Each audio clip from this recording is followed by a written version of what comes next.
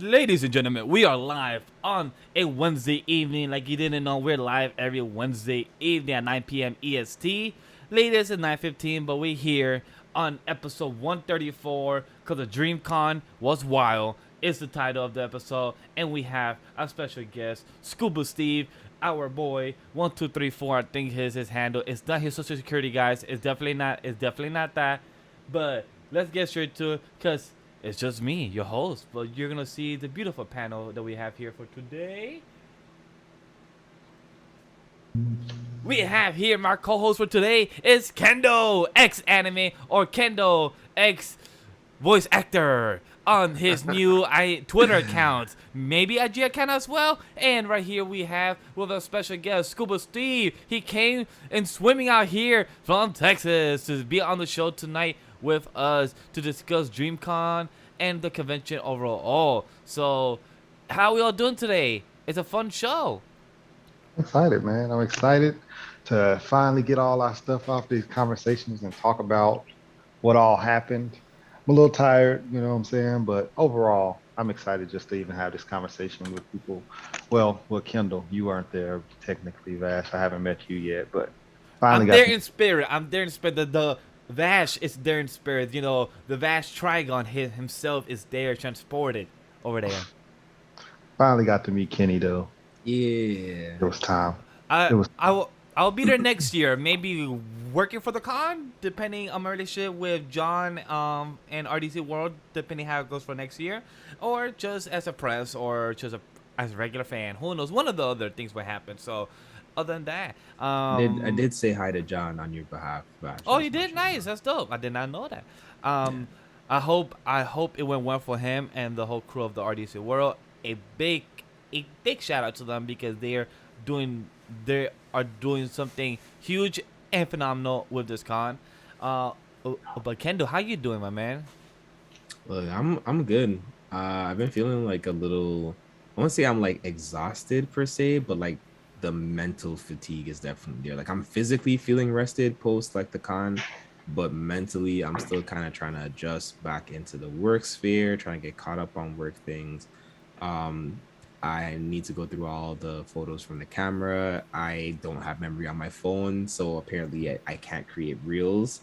So I've mm, been trying to clear up space on my phone while being productive, while minding my mental wellness, while also reflecting, while trying to take some time to get some of these things off of my cameras tonight. I feel you on that because for the first time in any Gmail, my Gmail account is telling me that I have 96% used for the first time. I'm like, damn, I have a lot of junk mail that I got to delete. And my phone has been telling me for the past 6 months that I am out of space. So I get it. I cannot do anything with my phone. But trust me, my fiance has been telling me to clear out my phone for the past year. So trust me, I get it. I just don't take the time for it. yeah. I screenshot stuff and I never delete the screenshot. So I I got gotta screenshot do that too. There's so many the times whole I have screenshot. You know, I tell myself I gotta save this for later. I gotta save this for later. You know what? And I never look back for the later. I just keep it there in the storage. and Or screenshot it or I'll again. share it, or I'll share it, and I just like I have no reason for it anymore. Like I screenshot it specifically to send to a group or a person, send it to them, and then it's just sitting in my phone forever. Yep. I I've feel got you on that. like freaking even from Dreamcon last year. Like I screenshotted my ticket so they could scan it. I still got that. I know I still got it because I looked at it this time and I was like, oh, that's the wrong one. That's So You funny. like that's a year ago. Wrong one. So yeah, I was that's like, I legit have pictures that are unposted from this year's BlerdCon. Still have stuff to go through from this year's DreamCon. Things that never got posted from last year's BlerdCon or DreamCon, and I'm just like, you'll get content whenever. There's Katsucon pictures from earlier this year. Like, I don't know. You get what you get. I'm also trying to figure out, like kind of Bash mentioned, like I'm trying to navigate the voice acting page, and I'm trying to be very intentional about what is pushed in that direction versus what is talked about on there. So I'm trying to like, do I post this to my personal page, my voice acting page, the business page for the Conquer movement? Where exactly do I want certain content to be viewed at, and trying to manage that? But We'll get into some because I think another good thing is I got a lot of good tips and advice from people through this weekend and even coming out of this weekend from meeting people. So I definitely at some point want to kind of talk about like any good takeaways that you took from that, Steve. But not right now. We're still doing our intros. Yeah. But Uh, like Kendall said, if you guys are finding us for the first time, if you have seen us already, if you want to follow us, all the things and links are down below to see where you can find us: Twitter, social media, the Patreon, the IG, the OnlyFans, the Twitter. Everything is down Oh, below in the links of Kendall, Conquer Movement, myself, Anime Lately, the C4S, in the mind of the Blerd. Everything else is down below in the description of where you can find us. So I appreciate for everyone tuning in. This will be a short episode to really focus on Dreamcon itself and the event and con itself overall. But also for next week, topic is the summer anime season that we'll be discussing. So I want to give a shout out to anybody that wants to check out next week's show as well to tune in, because we're gonna talk about the first 3 episodes of animes of what we're gonna drop and continue. But without further ado, let's get straight to the news that did drop this past week. Crunchyroll is to stream Shangri-La Frontier. If people did not know that, it's a shonen magazine type of series. From the top of my head, do I know how many chapters? No, but I know it's at least around the 50 to 80. That's what I remember from the top of my head. And what's dope, that it has a character named Vash. Have I read the series yet? Not yet, but I know about it. But the sad thing is that Vash is not an important character, so that also hurts my feelings. It's dope that a character named is Vash in the series, but he's not that important though. So, but I want to pass it to you first, Steve. Have you heard of the series? Do you know of the series? Because I know our friends over in Project Manga, they do the coverage for it, and I think they do it on their Patreon called the Special Grade Podcast. So, hmm. so a big shout out to them. But Steve, have you heard of the series? Do you care I for it, or are you just curious to see what Crunchyroll will do with it? I have heard of this series. I have not checked it out per se. I've heard Project Manga been talking about it on their special grade in the Patreon a lot, and then also GB brought it up, and he was talking about how great it was and stuff like that, singing his praises. And but I haven't checked it out yet. No, but oh, actually, Rome also, when we were in line on Thursday, he was like, check it Nice. out. So while we were in line on Thursday, we were all like on Shonen Jump app just reading as we were in line. So I have heard of it, but I haven't actually checked it out. I would like to. If I'm not mistaken, it's still early on into the series too, right? They're in like the 60s or something. I will let you know in 20 seconds while you continue speaking. I'll find out how many chapters. Okay. Yeah. So what I heard that they're still in the 60s, but I've heard that it's really gas. So what did it say when it was gonna be coming out, or it just got announced? It just got announced. It don't have a yet date, but right now it's just going on with its promotional. I know that is very popular, but it hasn't yet been announced of how when it's coming the next year in year 2023. Summer season, spring season. It hasn't yet said that. I am upset about that though, because that is another anime that has gotten the anime adaptation announcement, and still Undead Unluck is just sitting, no announcement. Hey, you're heard of Undead Unluck. I'm heard with Mission Joseph Family, who's been out longer than Mad Show and other series and still hasn't gotten announced for an anime. So it's like, Yeah, come on, like the beautiful art, the story, the slice of life, family, and spies. Like, come on, this is yeah. prime for anime opportunity, and you're not greenlit this. Like, come on. It's so crazy. And I heard about Mashal too. Mashal got an anime adaptation announcement, and I'm just like, I like Mashal, but come on, man. Undead Unluck has been like gas from start to finish pretty much. And they're what, on chapter 130 something now, 140? I can kind of see what's up, Spicy in the chat. Shout out to everybody in the chat real quick, actually. Um, but I could see why Marshall formula wise, I could see why you would pick Marshall out before you pick Undead Unlock. Mm. But with the sheer volume of things that has been announced, Undead Unlock should have been announced by now. So For a while. I So will not say that, but I can, like I said, I can see why Marshall fits a certain profile and stereotype. for the way that Shonen Jump likes to put out anime series from their content. It Agreed. fits it. There's the puffs. There's a character that's super quirky and a little funny but overpowered, which is again that's like the selling point right there in and of itself. You got I want to say the most diverse cast, but you have a fairly unique spread of cast comparatively.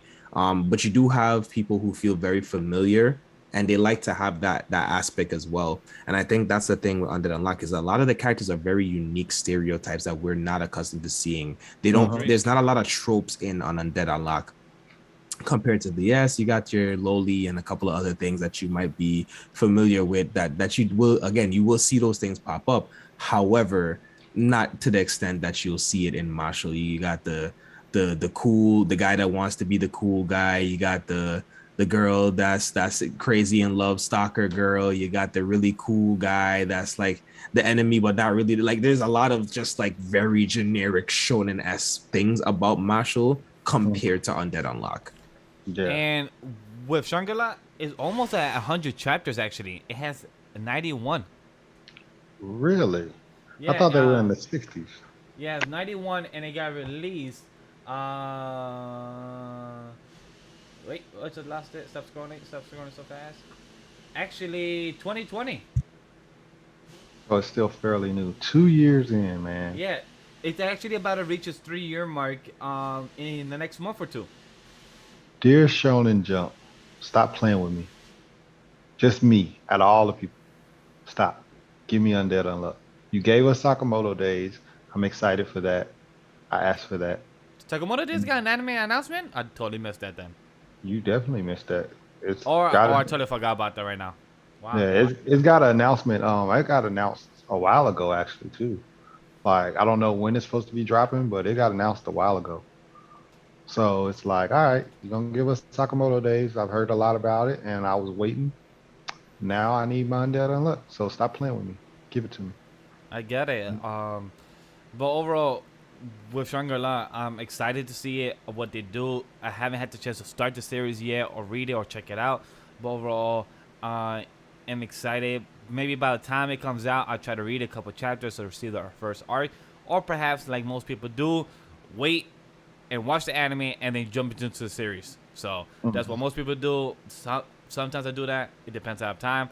But overall, I'm excited for this series. It looks pretty interesting. I think it's like a dude that's half human body and then the head is like a bird from what it looks like from the MC. That's my guess, guys. I'm sorry if for those that do read the series, sorry if I'm way wrong about it, but that's my guess. But how about you, Kendall? Are you excited overall? Are you thrilled? Have you read the series? Have you touched the series at all? You're on mute. I'm on mute. I haven't touched the series yet. I've seen Steve. I'm in the group on Facebook for Nox and them, so like I see people talk about it, but I haven't had the opportunity to take it up yet. I'm trying to slowly cipher through my backlog of things. I literally picked up a webtoon the other day and it said the last time I read was October of last year. So to give you a perspective where I am with a lot of manga and webtoons, that's how backlogged I am. There's things I haven't read or touched since October. So I'm still just slowly kind of picking and choosing what I want to get caught up on and being a little mindful about that before I add too many new things onto what I want to read. But I did start Sakamoto Days. I think I'm like on chapter 30 or something. Oh, nice. So hopefully I'll be caught up on that by the end of the month while I kind of try and read through other things. I'm pretty sure I haven't read Blue Lock since like December or January. So I want to catch up on that since we're about to get back into, or not get back into, we're about to get, into the anime. Yeah, I think it's in September. So I haven't read since chapter 4. So trust me, I feel you. Not since chapter 4. I beg. You haven't even read this. You're not even a part of the Blue Lock community. Chapter 4? Come on, definitely not. I don't know. It just felt too weird word to say, but it felt too dark. Like it didn't feel like soccer. It felt like that's my favorite part about it. I ain't gonna hold you. It's a little grimy. It's a little gritty. Yeah, like it felt very dark for a soccer series, but like I guess it works for it. I guess I probably have to push in and just be like a bit of disbelief, but like, alright, fuck it. Just read for the story and read for the art. I've heard that a lot of people were saying that Blue Lock has shot up into their like top 5 sports animes and stuff like that. So I've heard that too. I've heard high praise from Blue Lock. I have a hard if you were at DreamCon, Yeah, yeah. you heard my spicy sports I heard hot that. takes. I I can't heard wait for us that. to talk about that. Can't wait Hey, to talk about some. when you said that, a few people stood up. They were ready. You I mean heard some people stood up, I or you mean some people was about to sit down? No, listen that was a different situation. listen let's you know what let's Sorry. slight news departure real quick, just because I want to say this, right? um I think sports anime is coming a long way. We're talking about Oh, news and definitely. like things that we're expecting. I think there's a lot of hype for Blue Lock, but I will say I still think that there's a lot of other. I wouldn't even say I've read or watched half the good sports anime stuff that's out there. However, comma, I still think that people have too hyper focus of an interest in certain sports because they have an affinity to it. And for me, like, I never got super into boxing, but I did martial arts growing up. I played baseball, I played volleyball, I played football, not football, but I played a plethora of sports growing up.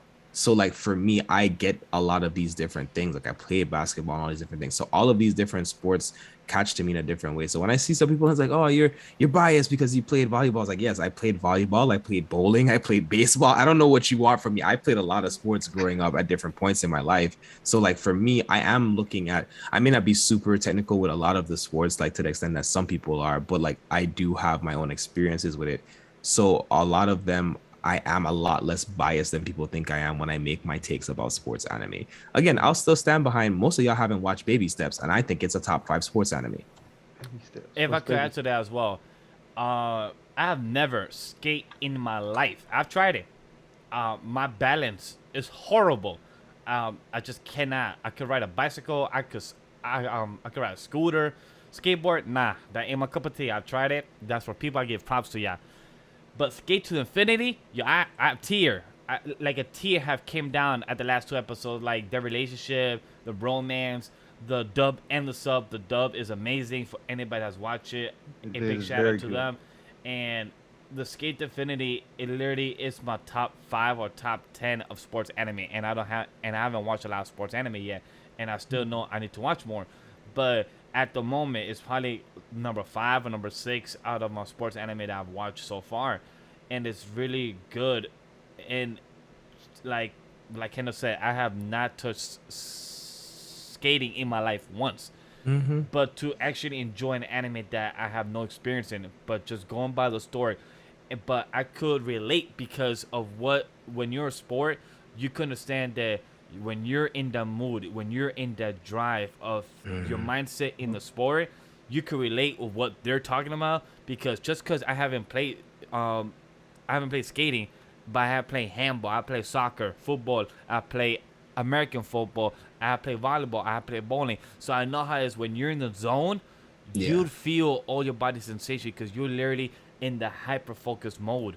And I the think same I thing, think if you played any sport, any one sport Yes. seriously, any one, even if Yeah. it's pool, even if it's Agree. table tennis, even if it's foosball, if you've ever played it seriously before, just in a moment, there you have those, even if it's just a few seconds of like those absolute instincts. hyper focus, you don't even know what you're doing, you're just in that zone. And And I I think felt that that's many something that times. any athlete of any sorts, like on whatever level, can appreciate. Obviously, if you're more skilled and more trained, like you probably existed in that for longer periods of time, more consecutively than most people. But like I said, I think if you've ever just really passionately been involved in any type of physical sports activity, I think that you've experienced that, and you can connect to that on some point in time. If you've ever had to bond in a group or family, whether it's like a boys and girls club or something, you get that a lot from sports anime. So I think there's a lot of things that are relatable when it comes to checking out sports anime, and I just need y'all to put some more respect on sports anime.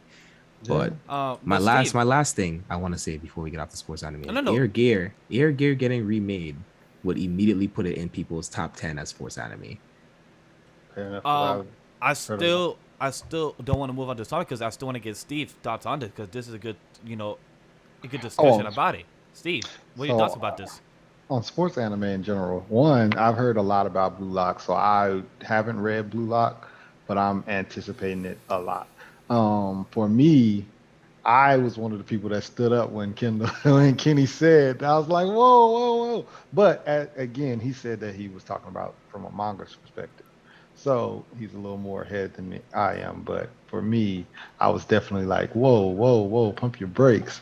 Pump your brakes Are there. we talking about the Epo tick? Yeah. Oh, okay. I didn't know if you was ready to talk about that yet. Yeah. Like I so mean, we here now, I guess. yeah. Kitty. You so know, so I for guess for the record, clip I notes we could told give us the clip notes. yeah, no, for the record, I told everyone there that Epo isn't a top 3 sports series anymore. Oh, Ray would kill you if he heard this. That's his top. Ray Top would be number like, one. That's shut no. yeah, that's Look, I'm simple not for gonna me. hold you. I sat there. They had me up there to give a hot take. The hot take did not start off like that. But by the time I sat up there and I listened to other people, shout out to like Kanji and them give their takes, I was like, I need to ruffle y'all feathers a little bit more. So it started with like, I was gonna be like, Slam Dunk isn't that good. And I was like, I feel like that's like a 50-50 thing in the community now. I feel like people have their own mixed feelings around that. And Yeah. then I was like, I was thinking about, I was like, I started thinking, I was like, Blue Lock is coming out. People are really gonna like Blue Lock. People are really liking Awashi. There's always this strong contention of like, is Haikyuu or Ace of Diamonds the better series? Some people like Mix. Other people, like I Mix said, is fire. people haven't watched Baby Steps. For people who've watched Eye Shield, they say that's a top 5 anime of all times. Like Captain Tsubasa. There's actually so many sports animes. Now the thing with Hajime Ippo is like it's always like Hajime Ippo is basically the Dragon Ball Z of the sports community. Like it's the thing for a lot of people that kind of made them cast their eyes on the sports genre or like sports in general, Mhm. because it's like it wasn't martial arts, it wasn't fighting, but it was kind of in that same realm because obviously boxing is still martial arts. But it's just this, it was more in the realm of sports. It was like the first thing that was like outside of like Initial D and some of those race car things, it was really like in the realm of sports that really caught people's attention. And I Mhm. still give them the clout for it. I did give the, it's not that in animated isn't top tier goated stuff.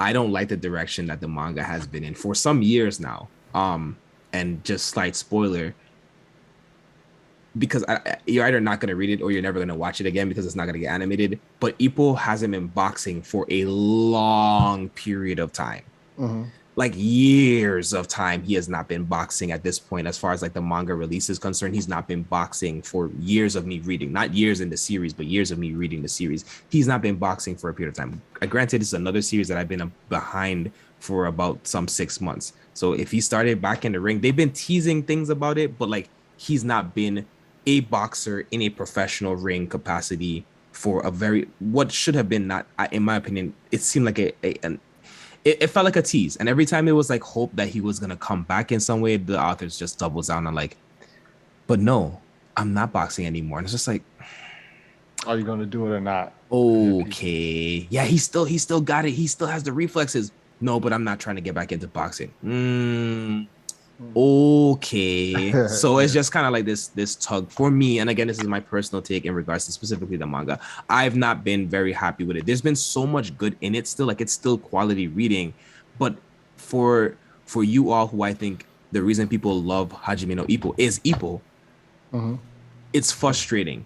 It's very frustrating. If it was to pick back up on the anime right now, the next season would be absolutely fire. You would still get so much boxing, but there's so less Ippo. But he's still constantly part of the story, right? Yeah. So it's And just that's the it's name a of the show. weird, it's a weird dynamic for me anyways. Like again, I'm 6 months behind. So for y'all that are caught up on the manga, you might know some stuff that I haven't read yet. But for me, even still, it was like I'm just saying 3 years. It might have been even more than that. It's been like 3 years of like just Ippo's just been chilling. And it's monthly. Um People has, I don't know what it is currently. It Okay. has its stances of being weekly, and then it has points where it's not weekly or it's bi-weekly. So I don't know what its current rhythm is. But Ipo was still coming out for a long period of time weekly. So imagine me reading that weekly for like 2 years, basically. Let's just say it was 2 years. Let's say I'm like super exaggerating. It's only was like 2 years, but like 2 years of weekly releases. and it's just like It's Ippo is not in the 104. ring. Yeah, that's Come on, 104 man. chapters. That's Oof. that's a lot. That's heavy. So it's more than that. I promise you. I don't know what the exact number is, but it's a lot more than that. But Hey, it's still a at the good end, series. it could be 2 or 3. Because remember, with the pandemic, we lost track of time. So at times That's we true. say 2 or 3 years. Pandemic So years, yeah, pandemic years don't count to me. So it could be 5 years. Who knows? Oof. But yeah, that's my thing. That's my take on it. Like I said, I am looking forward to Blue Lock. I think it's gonna be great. People are telling me that Awashi is superior. I am loving Awashi. I've cried twice now off of episodes. I believe it was 4 and 11. Mhm. Basically, anytime the mom comes in and has a moment with him, I'm just like, and it's not like she's like anything like my mother, but like the genuineness of the feelings being expressed. I am sure somewhere in that story, this is actual conversations from someone's family, because you can feel how real her empathy is. And you get introduced to her as being this like really stern and sometimes distant kind of parent. Mhm. So it's just whenever she comes into the scene, it's like really impactful. Whenever there's a moment where he has to like call back to her, it's been really impactful. But yeah, that episode 4 when he was on the train, y'all, and he was reading the note, crying. I Mhm. watched it. I watched it back again like the next day and cried again. I need to check that one out. So I'm my favorite one is Epo, obviously. But I do love Mix as well. I'm a Mix fan. I haven't got into Ace of Diamond. Everybody says they swear. I really need someone to like do a mix versus Ace of Diamonds thing for me because they're both really good. I just wait, like a mix? What do you mean? So mixes Mix is anime. it's an anime. It's a baseball Ah, anime oh. Yeah, that's also really popular. yeah, they're brothers. And then one is a pitcher, and then the other one is like outfield or whatever. Outfield, yeah. Yeah, and it's really good. I really enjoyed that one. And everybody's like, "Bro, what are you doing? Just start Ace of Diamond." And I'm like, "All right, okay, I'll start it," but I haven't got into it yet. I haven't started that one. Mm-hmm. Skate the Infinity is really fire. Mm-hmm. Even though I don't think this counts as a sport anime, I don't know what you would call it, but it's competitive ballroom. Welcome to the Ballroom is Oh, welcome to the ballroom. I need to finish that. Yeah, Welcome to the I think Ballroom. that counts as sports. I would count that as sport. Yeah, I personally would. that show is. I love that shit. Like that was a pleasant surprise and find that I found. Urameshi Pedal is fire. Yeah, Um, top 10 sports anime. Still haven't finished it, but top 10 sports anime. I've heard some good Yuri on Ice, technically also sports Yuri anime. on Ice, yes. I've Top heard tier. good things about Stars Align. I've heard really good things from Aaron from Black Anime about Run with the Wind. He I've said heard that good one things is too. really good. So that Dance just dropped. Dance to Sir. I haven't heard anyone say anything about it like wrapping up, but it was pretty enjoyable. I watched like the first half of the season for the spring run, but Hmm. I kind of decided I think I wanted to see it, like I wanted to binge it, so I'm gonna go back and probably pick that up here soon. I want to get into Slam Dunk because I haven't read it yet, but everybody, that cult following, I feel like that's like the Yu Yu Hakusho of sports. But It I need to is. Uh, see. I need to see either Slam Dunk or Kuro no Basket. yeah, Kuroko no Basket. I like Kuroko's, but I played basketball and I'm also like I like it, but at the same time I'm like I want an authentic basketball anime where it's not like Yeah. kind of like souped up with powers and stuff like that. Even though people say it's not a superpower anime, but It's not, but it's a battle shonen sports series, Yeah, like and Blue Lock is about to give that same exact energy, but yes. it's a lot more technical than mhm, Kuroko no Basket ever actually was. yeah. Did you watch the what was it, Ahiro-san, the other basketball one that came out last year? Oh, No. What was it called? it's called. Dang it, I know it. Oh man, Because they didn't win a single fucking game throughout the whole bro, anime. they kept getting tossed They around. lost every But it game. was so realistic. I people were giving it flame, but like it was so realistic. What's his Um, name? Mike used to talk about it every fucking week. Uh, uh, or let me see if I can find it. a hero Oh, no Sora. Ahira no Sora. Yep, Yeah, Ahira no Sora. yeah. It's definitely it had promise, and I think that it was about to pick up. I'm still waiting to see if they get announced for a second season. It got 24 episodes. Mm. But I don't know. I enjoyed it. I like a lot of people was like it's not that good. I was like, no, it like I don't I don't know if, again, talking to like the reality of like sports anime. I don't know if you all just played on sports team that won all the time, but like that's how it is in reality sometimes. You're on a team and you're That having sucks. fun and it good and you guys aren't as competitive as the other people. Like Mm-hmm. that's a reality that some people live in. And if, like I guess again, like I said, maybe for me that was just refreshing from that regards. They did have a lot of talented pieces. It just wasn't coming together yet. And maybe we were spoiled from things like Karuko no Basket and Ace of Diamonds and Haikyuu of seeing like teams come together really quickly. Mm-hmm. But I thought it was really good. Sora was a fun protagonist in my opinion. The cast around him was pretty good in my personal opinion. But yeah, I don't know. I enjoyed a Hero no Sora. I enjoy Kuroko no Basket for what it is. I can't really get into Slam Dunk. I for a while I refused to watch Slam Dunk, honestly. Mm-hmm. Really? I sat down in a server. I sat down in a server one weekend. I don't remember whose server it was. Might have been Crystal or Kiera or somebody else's server, and they were watching it. And I watched most of the first season, and I was still like, I can't remember past the first 4 episodes. I don't really care what was going on. I get that it was dynamic. I do understand the appeal of the like the protagonists and stuff, but like there's a lot of things that are really sharp and scratchy, and I just don't like it. It's It's just I such just a don't. cult. It has such a Understandable. cult following, so it's like, Yeah. It hmm. just wasn't your cup of tea. That's about it. It's not, I'll watch it again because for years JoJo wasn't my cup of tea, and now I'll tell anybody to watch JoJo. So, Yeah. Sometimes it depends on when you watch it, the mood you're in, and stuff like that. hmm Also, Oh, one I do want to shout out is how heavy are the dumbbells you lift. I like that one too.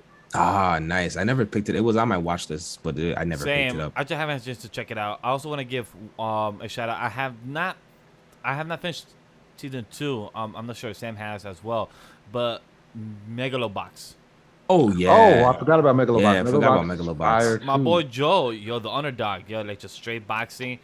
bro. The score, Fearless yo, the Joe. score and the intro song is amazing. It's just slaps still. Yeah, for both seasons, I would say the music was beautiful for both seasons. I did like season one more than season two. More, yeah. I heard that a But lot from people. I the time haven't. skip. I'm so tired of like time skips and just trying to Yo, I hate make time you skips. fall. Yeah, it's like, dude, like you had a Like, great thing going. I would love for you to pick up, you know what I'm saying, with his career and stuff. Instead, it's the time skip. I Yeah, haven't, the same thing that Kenny was talking about. I haven't boxed in a few years, and now we have to watch this journey again. And it's like, no. it's intelligent and lazy storytelling all at the same time. Like it's Mm, smart to be like, all right, let's recap on the things that has happened. But like once I've already seen you go through a journey, I don't care about a gap in time. mm, And for all the smoke that Fairy Tail gets for that whole 7 year gap thing, they handled mm, it well. There was a gap in time. You don't get that back. yeah, We're just gonna move forward. And then it's like, oh well, they didn't get any. They're basically as strong as everyone else in the world that's gotten stronger. It's like that's the point. They were the strongest guild. They were hmm. the strongest guild. They came back to compete and say that they were still the strongest guild. And guess what? They were They still were the strongest the guild. strongest guild. Yeah. So like that's my only gripe with the second season of Megalobox. I Mhm. I really enjoyed the first season more though, just because that grind was like you were there. I do I plan to will finish it say one day. I do plan I to will finish it. say good thing about the second season. I actually, out of context, not dealing with the flash forward, I did like the story with the kid and the little the community like in the first half of it. I actually did enjoy that, like that stench of what was I going on believe there. that's where I got to because I think me and Sam stopped around episode 4 or 5, and that's when the cowboy was trying Yeah. to like get back to Joe like, yo, what the hell you doing with your life? What's going on? I like that's where I Yeah. stopped. Mhm. Yeah, so it was again, I could have had that story without the time skip, and it would have still been appealing to me Agree. because I think the idea of like again, spoiler, a disaster basically hitting your area and having to recover from that alone was an interesting concept. People having to move from another area and learn to live, that's an interesting concept. All the other stuff was like man, man, man, man, man. I But totally agree with let's that. get back into that news, Vash. What we got Yeah. else? What else we Our got? last one.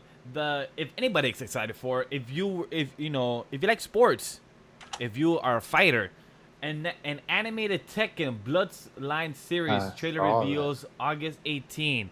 How we excited about this idea of Tekken being revived? Cause no lie, out of our type of fighting type of lore of games and shows, kind of Tekken is the one that's not really as popular as Street Fighter, Mortal Kombat, and other, big fighter hitters.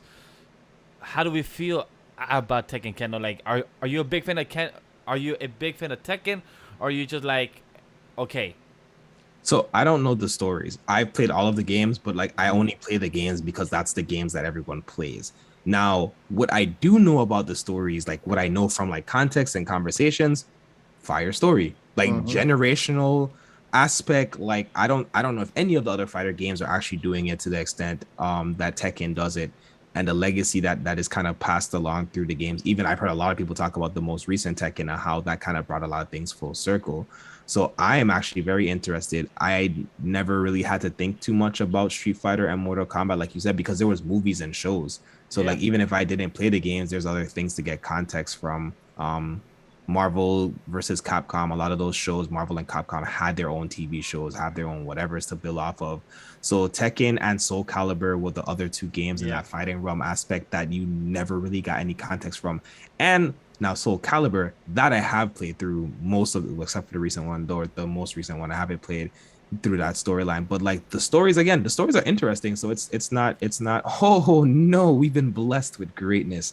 Most of those stories are yet to be seen and understood, I guess. So it's nice to see it. And then on that same note, we have Ruby being animated as an anime, and that looks really good.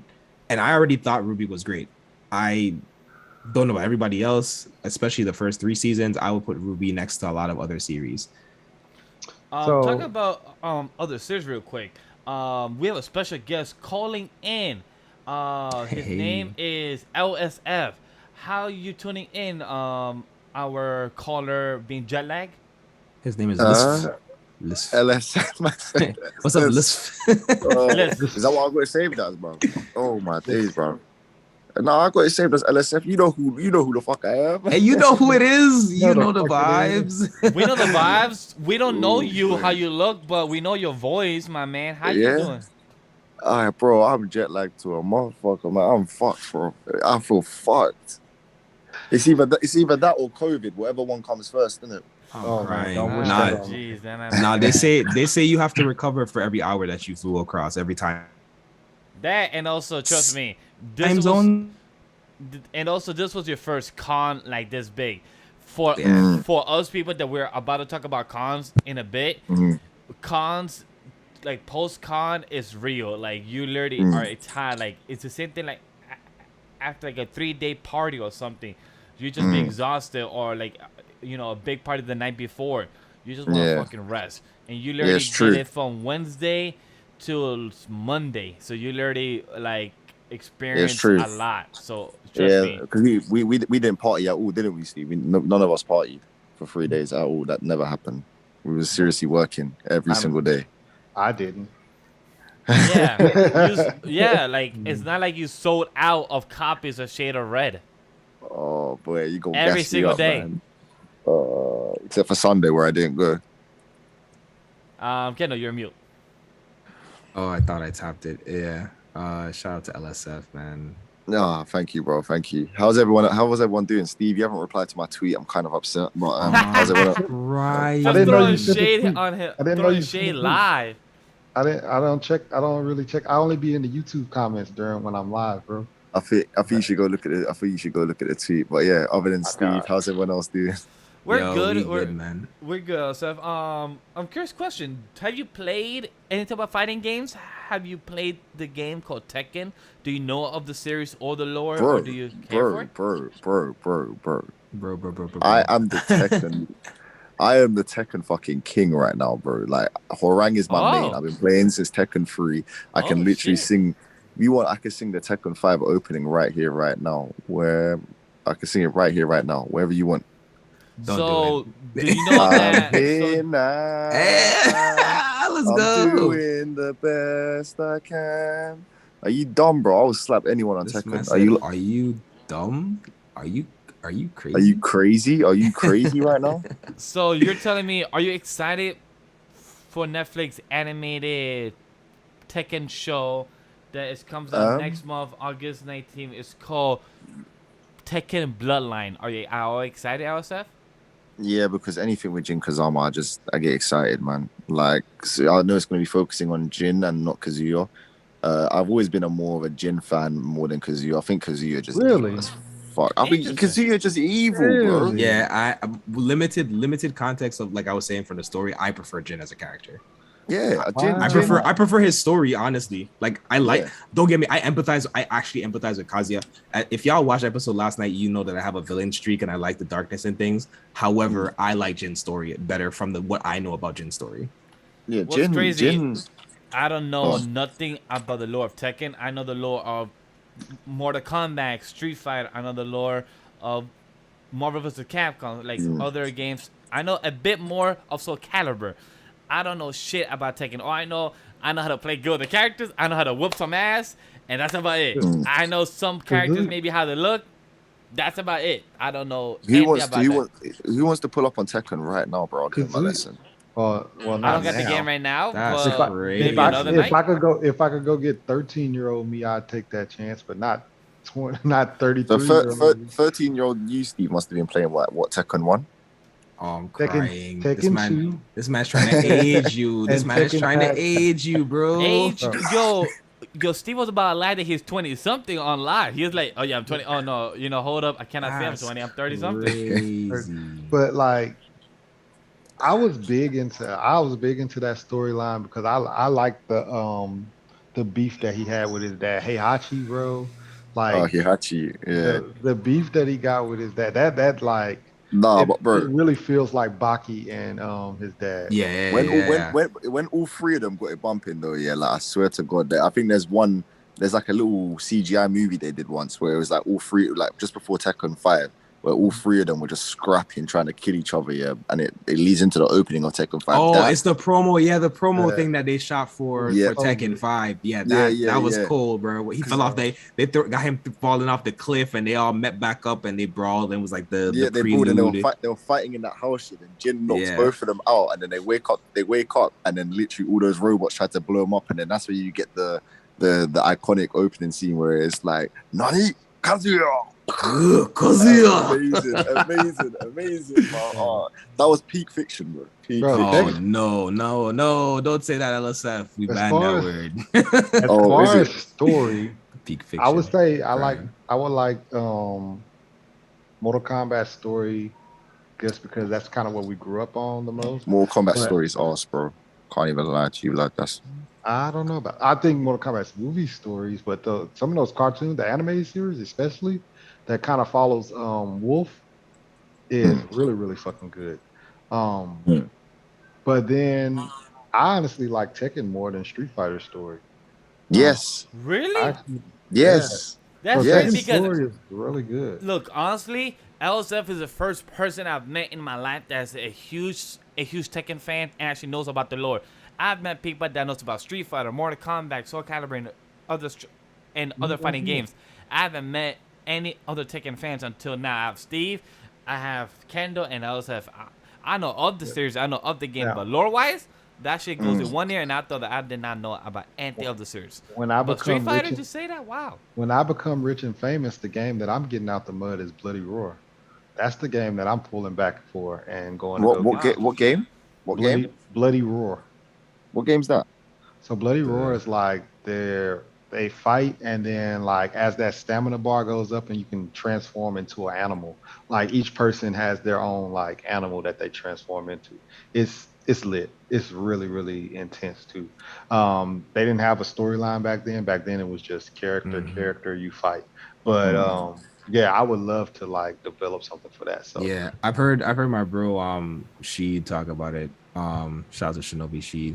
But I think like even back to like the whole Street Fighter thing, I don't think Street Fighter story is that compelling.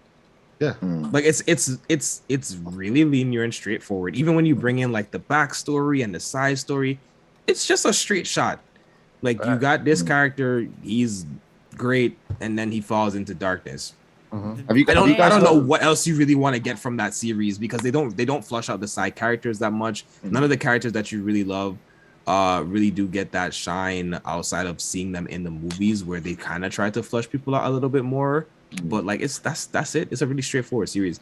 There's no depth to it. Again, like you look at a game like Tekken and their story is literally generational, multi-generational, and you literally see the repercussions, you see the impact, and it's like a world impact. It's not just like a region impact. Like, yeah, Street Fighters try to have like the world tournament.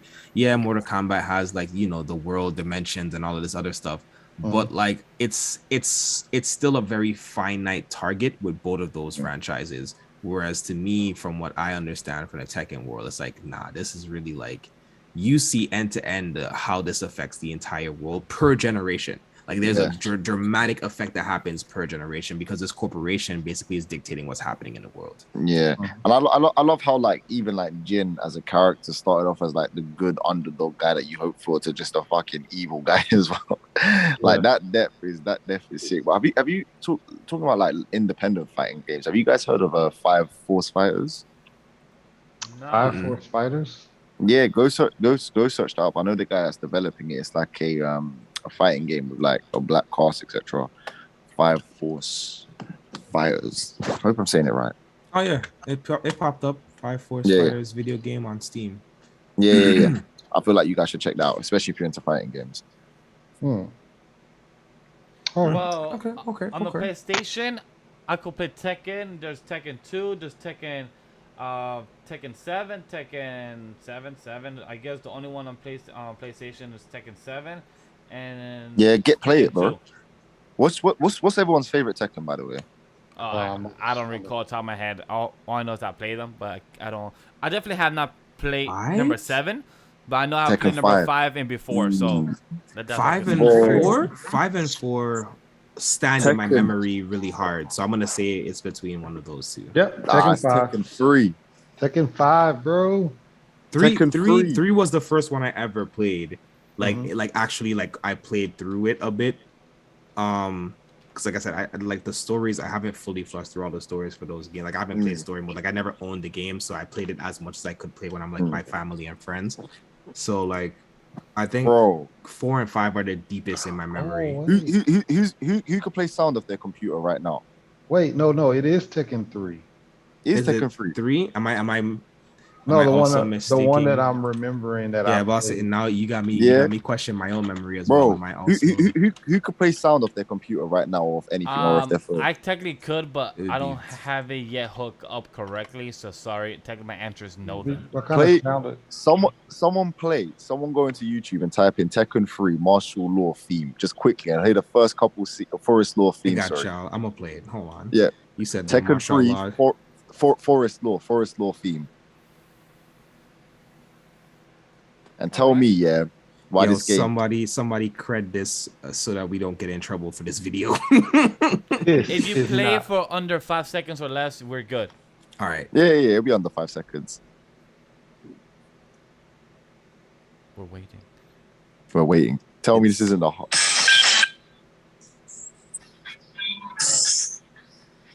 That's not what I was looking for. You got it the wrong thing. Yeah, that's the selector. Hold on. Where's the actual theme? That's the one that you just played. That was me. Okay, I just did it. That was 5 seconds. Yeah, we can't run it any longer. That theme there, bro. When I was playing as a kid, like, bro, I ain't ever heard anything like that in my life, bro. I was like, what is this music, fam? Tekken 3 is the best. I'm telling you, just music wise. Yeah, I'm looking at the disc cover and I remember this as a kid. This is the one, Tekken 3. Yeah, no, I looked at the fight selection screen and I'm just remembering that in like the bowling alley. From what I'm looking at the covers, it looks like it's either Tekken 3 or Tekken 5 was my favorite. 3 and 5 look really similar, right? Yeah, I know for sure 5 definitively. I just know there's another one that's like prior to that that's from my childhood and I know that's another one that I like. So maybe it was 3 and not 4. It could be. But I do remember playing Tekken 5 though as well, which was fire. Bet. What's that next piece of news? Is that the last piece of news we had? Yes, correct. The last one. Have anybody heard of another Netflix series that's coming out next month in August? Have you heard of the series called Dota? It's inspired from a video game as well. Dota. Sorry, they're getting another season. What am I thinking about? Oh, good lord. Why? Yeah, Dota's Lord, Oh how do I wow. say this without being rude? Think if you played League of Legends and those other type of Smite and stuff. Let's So see. why the fuck not just give us Arcane season 2? Why skip the foreplay? I mean, Let's it's just in. get It's this. to be fair, it's in production. It Let's not be is. aggressive It's about in that. development. Nah, It is It's in in Just take your development. production. time It and do is it right, absolutely please. in production. Please I take your don't time. care. Please take your time. Don't So, care, bro. so Give me that. Kendall, the full name of the series is called Dota Dragon's Blood. Yeah, what was the first one? Was it? I don't know, because I know we got Dota something, and then we got Dragon's Dogma. I don't know if those are same things. I'm just not thinking about them correctly. I know I dropped both of them because I was bored. So, with Uh, Dota is the one that Sam put me on, and this is probably the final season. It's coming next month. It's season 3.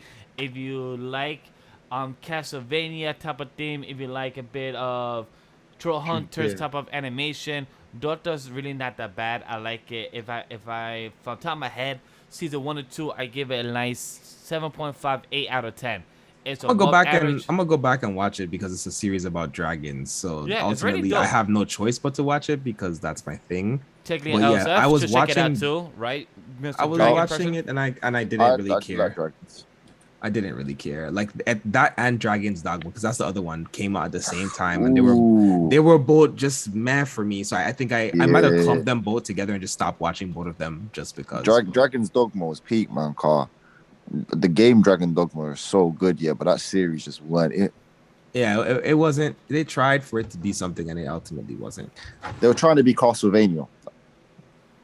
Oh Yeah, yes, Kendall. I remember seeing Dragon's Dogma on Netflix, and it catch my interest. Yeah. Have you played the game though, Vash? No, I haven't, but I've heard of the Ooh. game. The game is good, boy. The game is good. They need to run back number 2 or something. Looks good though. Yeah, I don't know. But Steve, have you heard of the series? With Dota Dragon's Blood, have you heard of it? Do you care for it? I The next only season 3 is watched next month. only watched the first 2 episodes and I dropped it. So I don't think I gave it a fair chance. You guys seem like you like it, so I'm not Yeah. gonna shit on it or anything Hey. like that. But I only watched the first 2 episodes and I was like, no, this is not for me, and I actually dropped it. Hey, Sam put me on, and with Sam recommendation, you can't go wrong. He's always on point, and he always knows people's flavors. Boy, send it to me. I fuck with it. I've been season 1 and I've been season 2, and it was really enjoyable. So I can't wait for season 3. It comes out next month. So we have a lot of content in the animated style next month with Netflix. They at least doing good stuff with that, and they're also putting out a good movie this coming weekend. For anybody that's excited for the Gray Man. I know I am. Mhm. I know James is as well, and Chris from C4S. I don't know if anybody else is also excited for the Gray Man. So, but I had watched right before I watched it. I watched Ex Machina on Amazon Prime, and Oh, I nice. was really fucking with that one. And then I turned around and was like, "Oh, dragons again!" And then it just didn't give the same vibe. So maybe if I watch it with a clean palette, it'll be better than when I watched it straight after watching something else. Because that can kind of immediately make you have comparisons and standards that you expect it to live up to. And if it doesn't, then you just drop it. Or, well, that's how I end up doing. I end up dropping it if it's not the same. So I have to probably watch it with a fresh palette, on a fresh palette, you know what I'm saying, without. I do highly suggest that. Like, it was a good anime. The lore of the characters. There's some like tiny plot holes here and there, but not every series is perfect. They're gonna have their mistakes, or they're not gonna fill in every single story that you will want. But overall, I can't wait for season 3. For that being said, if we have all the news being wrapped, everyone comments, I'm gonna pass it to Kendall to lead the ship for the rest of the show for the DreamCon conversation. Are we talking about DreamCon? DreamCon. We're talking about DreamCon overall with the convention itself. Mm. So Kendall is all yours. You're on mute. All right, let's go. So, fellas. Actually, Vash, before you go, we can start with Vash. We have LSF here. So, Vash, unmute yourself, bring yourself back in. What was it like meeting LSF in person? So Wednesday. what? That's the Wednesday. We're starting That is with true. Wednesday. That is true. That is the Wednesday. The beginning of DreamCon week is the Wednesday, and LSF is in the continental US. That is true. Because for most people, some people travel that Thursday, or some people travel that Wednesday. LSF was one of the people that travel Wednesday, and LSF, did not hit me up like, yo, bro, I'm gonna come to New York. Can I see you? He just hit up Sam. He like, yo, and Sam, my boy, my best friend, and he hit me up, said like, yo, he's coming through. Let's go meet with him. I'm happy LSF did not know about the current meetup of me surprising him. His reaction was priceless. It was beautiful just seeing him and meeting him in person, and like just actually being like, yo, I've known this dude for the past 2-3 years through the interweb. And it's just funny how as a kid you be like, you will never meet your pen pals. I'm like, what? That's some bullshit. Like, I've met so many pen pals from like the whole West Coast. I met a friend from the UK. That's just the most crazy shit to say, that I've met a friend from the UK, and you are gonna make me cry again, bro. I said I'm not gonna. I've done crying. What's funny, you probably might cry 2 more times throughout the rest of the show, because it was such a good time to meet you and to see how such simple things that me and Sam just took you around. Sam bought you a whole pie of pizza, and after we went to eat ramen, we went to Times Square. We went around. Around 34th Street, just at the 7th floor of Macy's. Like, such quick things of tours that me and Sam took you within a matter of 6 hours. You saw Showtime on the train station. You were such a generous type of donor. You saw Times Square of the street dance. And just to hear you say that you having such a great time, while me and Sam felt like we were just taking you such quick things to do, but your generosity and your happiness was so showing. It was such dope to see. But LSF, you give us your opinion of your Wednesday. Bro, I was nervous as fucking hell, yeah. But bro, as soon as I stepped off and I saw Sammy, I knew I was in good hands in it. Like, seeing New York for the first time in my life was just insane, bro. Like, with how big all the buildings were, just everyone walking around. I'm so sad that I almost saw a fight when I got off the airport. Oh, bro, that was amazing, man. Like, I literally stepped off. Some guy must have brushed past this girl, and she was like, "Don't touch me again, fam. I'll fuck you up." I was like, "Yes, this is New York. This is what New I've York. been waiting for." Yes. Hey, can you see I'm fucking walking here? I was like, "This is what I need. This is what I need." But no, honestly, just seeing all of that, it was amazing, Marv. Like, that I really did have good company. I'm not even just in New York, in Dallas. Obviously, I'm not trying to skip ahead. Spoilers, but just from wherever I went, man, everyone, it was very eye-opening, and I feel like for the longest time I needed it. So yeah, thank you everyone, man. Like, I know I don't say enough, but just thank you everyone. It was just amazing. Oh, of course. And like our boy Sam is in the chat. He said that you guys also went to Nintendo World and Rockefeller Center and the Kinokio Nuna bookstore, and he said that you also actually did miss him completely at the airport, because he tried to tell you that he's the only dude that was holding a box of pizza for you. Oh, that's love, because I don't think y'all would understand how LSF was tweeting about this pizza for like days. Yeah. he was just waiting to come and get the pizza. And when your friend comes with the pizza, your friend comes to the airport with the pizza and buy a pizza. And by the time I met up with them, we threw out the rest of those 5 slices that was there. That's a New York experience for you. That's a New York experience. No, hold up. And the cherry on top, we threw out the pizza instead of throwing it out. My apologies. We gave it to a homeless man. And like, hey, you want the pizza? And he took it. So like, that is the full circle of the New York City experience. Yeah. Man, I went everywhere. I went to a CVS. They told me that CVS is like a pharmacy. I'll go in there. It's like a flipping sweet shop, fam. I was like, wait, what kind of pharmacy sells sweets? I'm like, what's going on here? This is so fucking bizarre. I love it. Like, it's crazy in here. And he also bought his first Gatorade too. Oh yeah, Gatorade for the first time. Yeah, that was sick. That was nice. Which was sad. No red flavor. There was no first. So as the first taste was the blue drink. He's like, not bad. Feels good. He said. Yeah. All right, It's- which blue drink now? Did y'all give him the frost cooler? Like, there's a lot of The- okay, sorry. I don't know, there's a The- lot of different sorry, shades sorry. of blue. The blue Gatorade original, now. the OG blue, the OG Original. blue. Boo, boo you. Y'all boo should have you. ruined his day and You. gave him the cucumber lime. Yeah, Nah. y'all should Bro. have given him that good old green. doesn't matter how good those drinks are though. Yeah, nothing is defeating Texas Dr Pepper. Yeah, that shit is like Bro. crack. LSF drank 75 Dr. Peppers, bro. You This- lie. This bro, everywhere we went, he drank a Dr. Pepper, got a refill. Oh, I'm thirsty. I'm about to go get a drink. I was like, oh, get some water because it's hot. He come back with a fucking Dr. Pepper. Dr. Pepper every time. It was. I was have like, bro. never. Wait, hold up. Question, Steve. 75 in one day or the weekend? No, I'm exaggerating, but he at least drank at least 30, 40.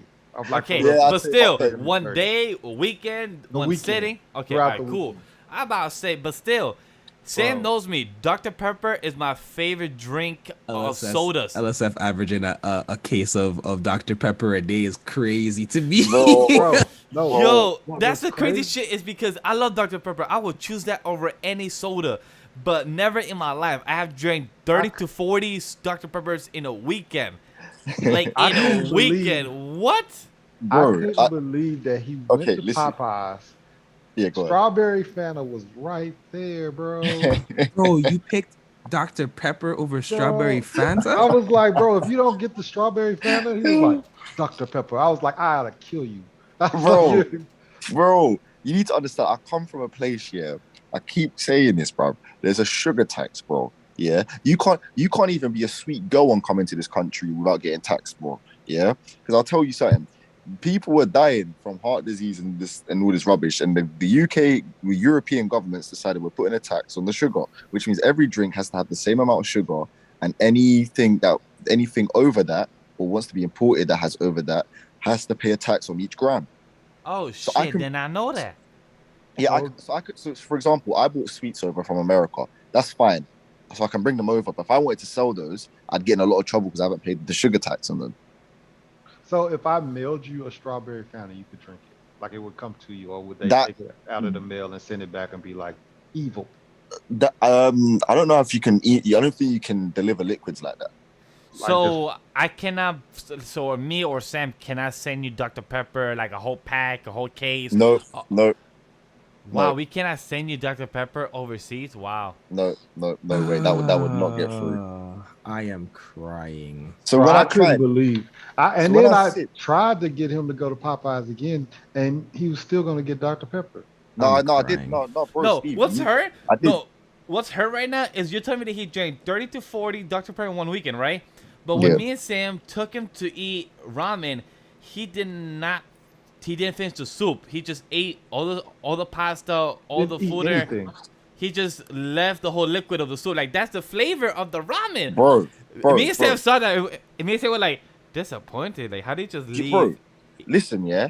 Firstly, yeah, the flipping portion sizes, yeah, are just not to my liking, yeah. Like y'all like to eat, and that's great.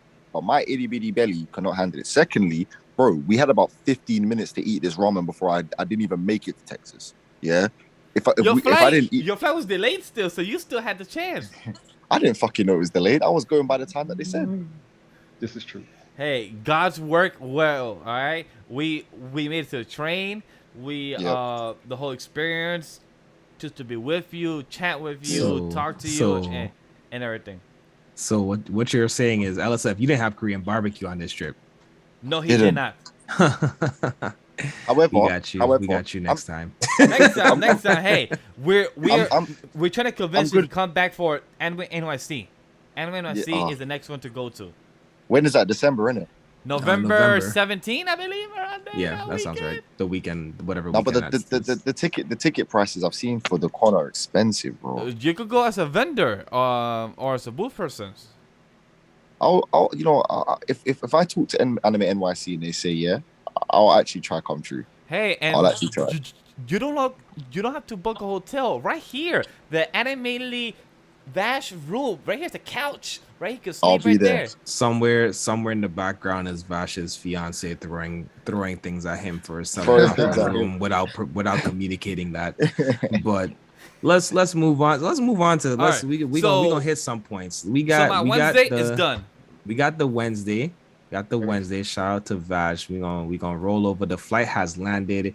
It's 2:00 in the morning. LSF has finally made it to Dallas. Yeah, this Oh, is bro. basically In revolved. Texas. This is revolved around LSF. The bro. whole story is gonna story, revolve yeah. around Nah, LSF. it's not- Now the it's not. LSF That's is it. here. It's the That's it. it's the Guided. Dreamcon LSF Oh, experience.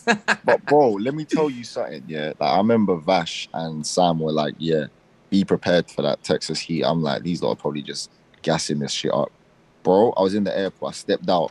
The heat slapped me in the face. I was about to go find the nearest plane and take it myself, fly it myself back to England. I said, "Nah, this is ridiculous. This is." I think I said to Steve at least twice a day, "What the fuck is wrong with this country, bro? How is it this hot? How? Yo, How?" my boy live in Texas. When you was on your plane, my boy posts a story saying that it's 125 degrees over there, and I'm like, No, bro, is that true? He's like, yeah. I'm The like, heat index probably hit that point at some point in time in the day. I wouldn't be surprised. it's probably 107 was the highest that y'all got. Y'all didn't get one. No, the flat temperature was 107, but that's what I'm saying. When you add in that heat index, yeah, like that the peak high point or, of the day, they or depends start what creeping part of into that. Texas, you know. It's probably, it's probably I say Dallas probably at least one day while we was there probably was feeling like 110 degrees at one point in time. Yeah, Dallas was just boiling. You lucky though. I feel like half the days we were there was actually pretty moderately temperatured. yeah. I mean, not I'm the used, last day.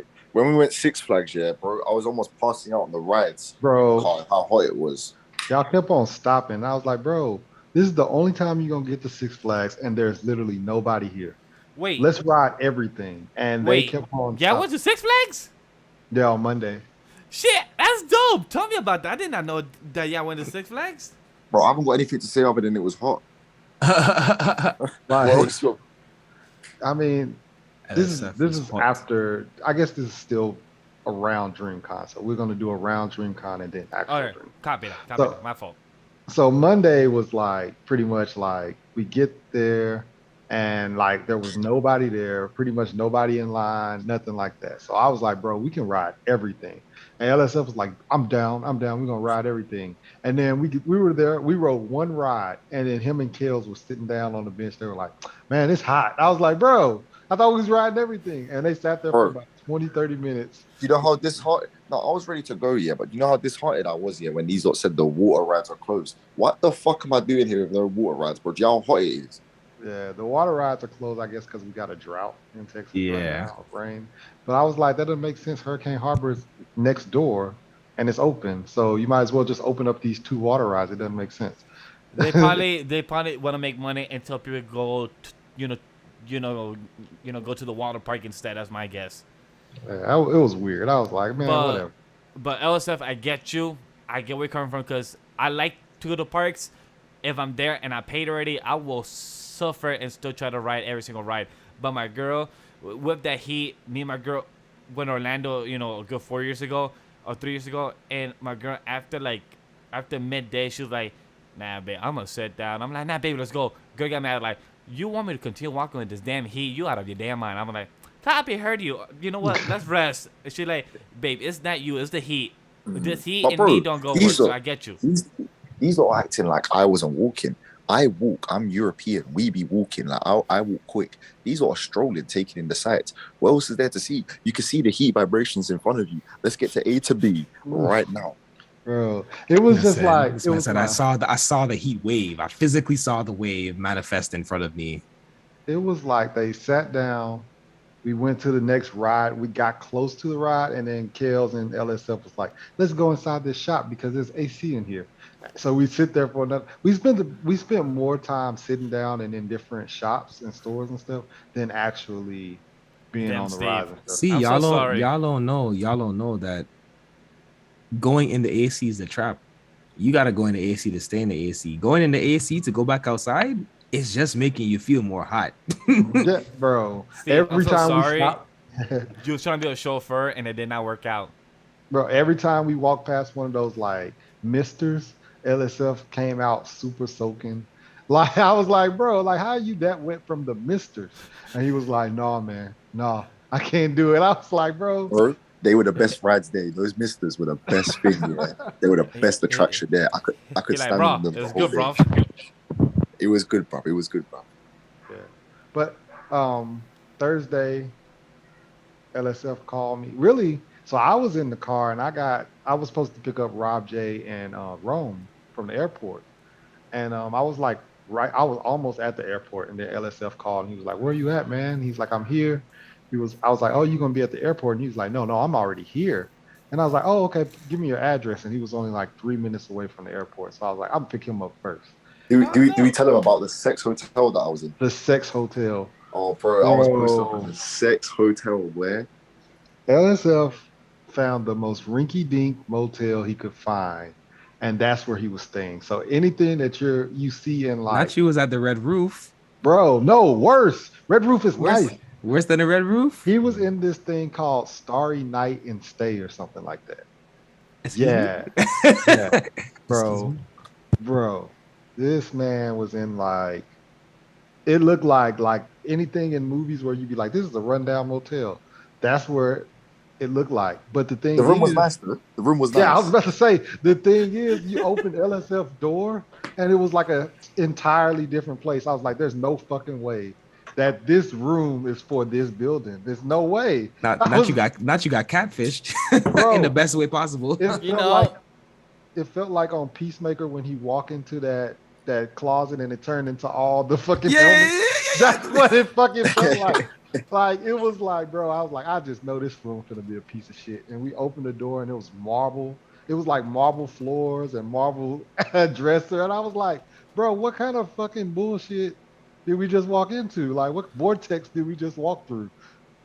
That's so curious. I don't even know what to say. Like Sam just said, I don't even know how to have a comment. I don't even have a joke. I'm just here enjoying the story. I'm like, wait, what? Bro, that shit was like, it was a big ass possum outside. Like it looked bad. And when we was walking up to it, I was just like, I mean, he wanted to stay here. And what was funny is Rob J stayed at the Country Inn and it looked real nice on the outside. And then we get inside and it's shitty. It was opposite. They gave Rob a box TV, bro. I had a flat screen with just bare porn channels, bro. Loads of porn channels. I'm crying. They knew what they was about, bro. Not the flat screen with the HD porn. With the HD porn, bro. Get them in the mood. Rob J had a fucking TV that if you picked up, you'd break your back. Like a big ass TV in his fucking world. Now he got a TV from the 1990s. Bro, it was crazy. I was like, there's no way. Like their room should have been switched. If you looked at how nice this shit is. And then we almost got stuck on the elevator. The elevator on Rob J's elevator. On Rob J's hotel? Bro, we was on it and then it bro, not even that yet. They were treating Rob J's hotel like a sex hotel. Me and Steve went in to go get Rob J, and when the person at the door was like, "Y'all have fun now," I was like, "Huh? Wait, what?" Nani? Nani? Are we about to have a threesome? What? And then when we got there to check Rob J in, the fucking computer system was down. He couldn't even check in. So we sat there for an hour. Like Rob J's hotel was trash, and then LSF had a nice hotel. If that makes sense. It's so weird. This whole shit was fucked up. Cause that sex hotel got it bumping. So Rob J's hotel was a catfish, and LSF had a dog bird. I guess he had like the opposite. You went in, it looked like trash. It was really amazing. Dog bird. Oh my god, not a dog bird. I've never heard of that. Yo, I just made it up. Where we're running with it. But he didn't even have LSF wasn't in a hotel. He was literally in a motel.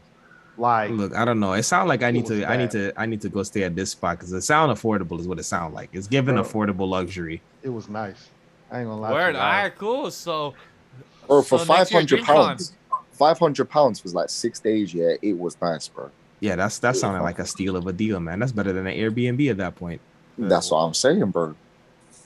Hey, next year Dreamcon, we out there. Let's go. Let's go to a I ain't motel. staying. Sex, I sex ain't staying no hotel, sex boy. hotel. I ain't gonna hold you though. Nah, bro, you'd be Bro, good. it looked like he could get robbed at any minute. But Yeah, it's true. Oh Every Lord, every that's time I went outside to go smoke, yeah, I was like, bro, I'm playing with my life right now, boy. Bro, welcome if it, to America. yeah, yeah, bro, it's like when That's a part of life. It's like when Steve left me and I got G checked, bro. But we'll get to that, bro. I know. I Oh, see Bo in the comments. uh, Yeah, I see Bo in the oh, comments. Yo, Bo, the I most ain't forget, funniest bro. thing, the most funniest Bo thing that almost I let me saw on die. Twitter from LSF, he said, every time I go to Steve's car, I'm the one driving, but I don't drive. And I was like, wait, oh yes, because in Europe, the car seat is switch. So yeah, it hit he opened me. my door a few times. It felt sweet. I was like, oh, thank you. They're like, oh, thank you, LSF. I didn't trying to expect you to trying to open the door open the for me. passenger door, but it's actually the driver's door. I Oh, oh, understand. oh, thank you, sweetie. I felt like such a bad bitch. I was like, oh, thank Ah, you. I'm crying. Nah, the worst one is where they let me open it and just stand there. Like I opened it and I stood there hoping that no one would notice, and we was all just standing there. And I just looked back and I'm like, yeah, I think I've done it again. Bruh. So let's go to the Thursday night portions of the shenanigans, man. Mm, Nah. mm, Did you go bowling? mm. You went bowling too? Me, Me? Kenny? no. No, Kenny. I didn't know Oh no, Kenny. I didn't make it to bowling. Oh, okay. Yeah, that's why I was like, let's get to the Thursday night shenanigans because Yeah. y'all had a time. There was so to be, I guess, my take on things. I got in Wednesday, Thursday. I'm supposed to be at all kind of things. I'm supposed to be at all kind of things. There's bowling. We went pre-registration. We had there was bowling. There was karaoke. Oh There yeah. was a pajama party. There was another rooftop party, and there was a whole other part. There was like 6 to 7 different things going on, and everyone was like, "Yeah, be here at this time, at this time, at this time." Obviously, no one's things actually started when they were supposed to. So I never made it over to the bowling alley because shout out to my bro Blackcart. He came in, he drove 3 hours in from Austin, and he got in like around 7:30. And everyone wanted to start their little meetup like around 8 o'clock. That just wasn't gonna happen. Mhm. So I still had to go back and shower and change and all this different stuff. By the time I chilled and laid down and like got myself together, it was almost like 9:30. So I was just under the assumption that they were done with bowling at that point. So I just went to the next event that I was trying to go to. I was gonna go to the pajama party, but it was like 35 minutes away from where I was staying at, and I was like, well, one party's 5 minutes down the road, the other party's 35 minutes down the road. Is Easy option. quick maths, you Yeah. know. But yeah, tell me about bowling. How did everything go with you guys as far as the bowling, and then where did the night go from there? So I went to me, the pajama party still. I oh didn't yeah, go bowling. LSF went Uh, party pajama party. yeah, that party changed my life. So Steve's laughing. That changed my life, bro. I could not even lie to you. Oh my Hey But god. that yo, that's a tell discussion. That's a discussion that we let me ask this. It changed your life in a good way? changed my life in ways that I never thought it could. Oh We'll man, talk about it that's offline. sensational. Clearly, that's just a glimpse of what happened Thursday. So Yeah. you got one party. I went to shout out to Tokyo Summer Gaming. I went to his event. So we got LSF at the pajama party, and then Steve, what did you do before we were Me, all assembled in the same spot? Where did you hit up for the night? me, Rob J, Leak from Worst Gen, Animelythical, the whole crew. We all went bowling. So we were at round one and we went bowling and shit. It was really chill, you know what I'm saying? We just had a good time and stuff like that. Caleb City and Kimmy showed up. So they were bowling with us or whatever. So we all like bowled and we just shoot the shit with everything. Shout out to Johnny. Johnny's real good at bowling. Omar is really good as Here. well. See, I wanted to come beat y'all up. I really did. It's gonna happen next time. I'm gonna destroy you all. You definitely will destroy me. I was surprised. I've never bowled over a 70. And then Mm. for some reason that day I was on point. I bowled like a 103 or something like that. And I was like, oh shit, I'm the shit today. But I'm not good at bowling at all. So I'm not gonna lie to you and say that you wouldn't beat me. Leak. I'm gonna be disrespectful. If we pull up to AWA, I might just bring my bowling ball with me. Oh, okay. Leak is cold. That might be who you need to go against. Leak had bowled like a 135. Johnny rolled like a 145. So they were good, but you know what I'm saying? Like me I'm and talking we were about. just having fun. Yeah, that's good. Did you get that good old bowling alley chicken wings and hamburgers and curly fries? I don't know what they had there, but All they had, so the bar sucked. They lied and said they had liquor and margaritas and stuff like that, and then come to find out they didn't have their liquor license. So the only thing they were allowed to sell was beer. And then I'm thinking that they were going to have the good beer, but all they had was like Bud Light and Dos Equis. So I got a few Bud Lights, and then that was it. So, but for the most part, ours was real chill. You guys had the fun stuff. Y'all had the parties and stuff like that. LSF probably has the best story. I'm about to say I think I'm gonna say LSF had the most fun, and then you. I think y'all sounded like y'all had, not that I didn't have fun where I was, but it sounded like y'all had like really, really like had a lot of fun. Yeah, I wish I could have got to go to the karaoke night. That would have been fun to go. Yeah. I didn't even hear about that till it was wrapping up. I heard about it the next day. Yeah, literally, what I heard? Matter of fact, I heard about it when I was pulling up to the after party that we all were at later on. Oh, on Friday. Yeah. Oh yeah, that was a party. but yeah, Thursday was pretty lit. I think that was it for Thursday for us. We went to Waffle House as well, but I don't think he didn't really get to see anything. We need to go at nighttime, so LSF. Yeah, nah, you gotta go like after the party at like 3 a.m. You got to get the full Waffle House experience because Yeah, he got the daytime Waffle House experience. So he got the food, he got to taste the food, but he didn't get to see a fight or anything like that. Yeah, you ain't seen the chef get into a shouting match with the cashier for something or the other.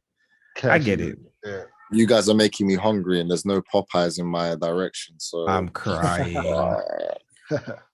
But did you wait? Speaking of Popeyes, did you get a Bowberry biscuit? Yeah, that was kind of dry though.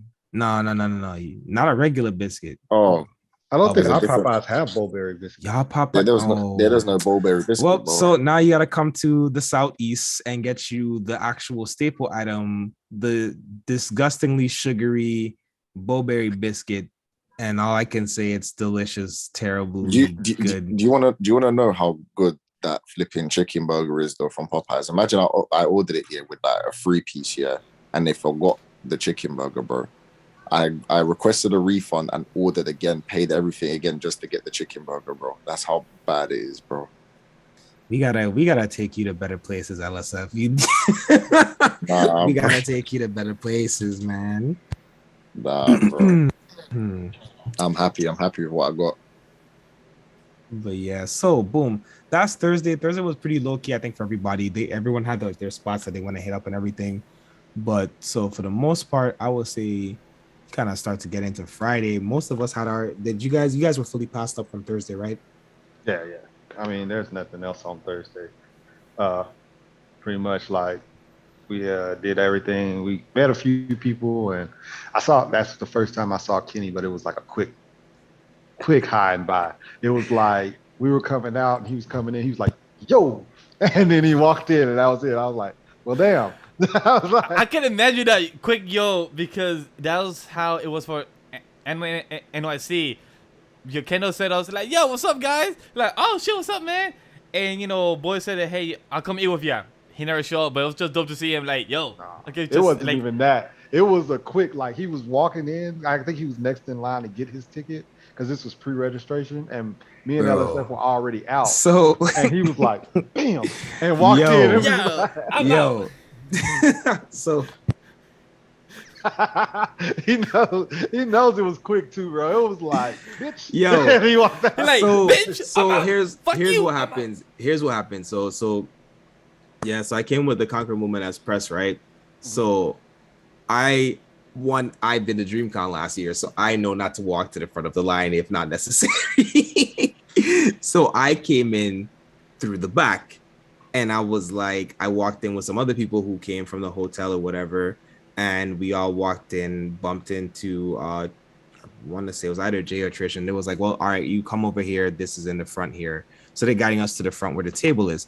So by the time LSF, if I see LSF, Steve, Johnny, everyone else that's outside, I already came in, got my press pass. I hit up my group, my bro Greg from LAN Party. Hit up my bro Greg from LAN Party. And so I'm like, I'm dying, guys. I haven't eaten. I was supposed to meet up with Black Girls Anime for something. I was supposed to meet up with some people from the Discord for something. I didn't do any of that. I am starving. I have not eaten. It is like what, like maybe like 4:35. When you guys saw me, I have not eaten for the entire day. I have not eaten for the entire day, and I am. I understand. I am just like moving around, right?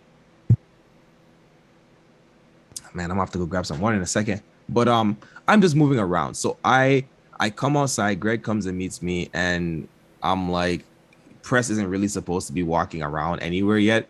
So I'm just like, all right, cool. We walk outside looking for some people. We're just like walking a stretch of the line. We're looking at the line, and it's just like, oh, there's a line.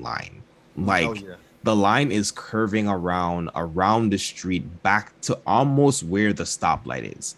That's how deep the line on Thursday was at one point.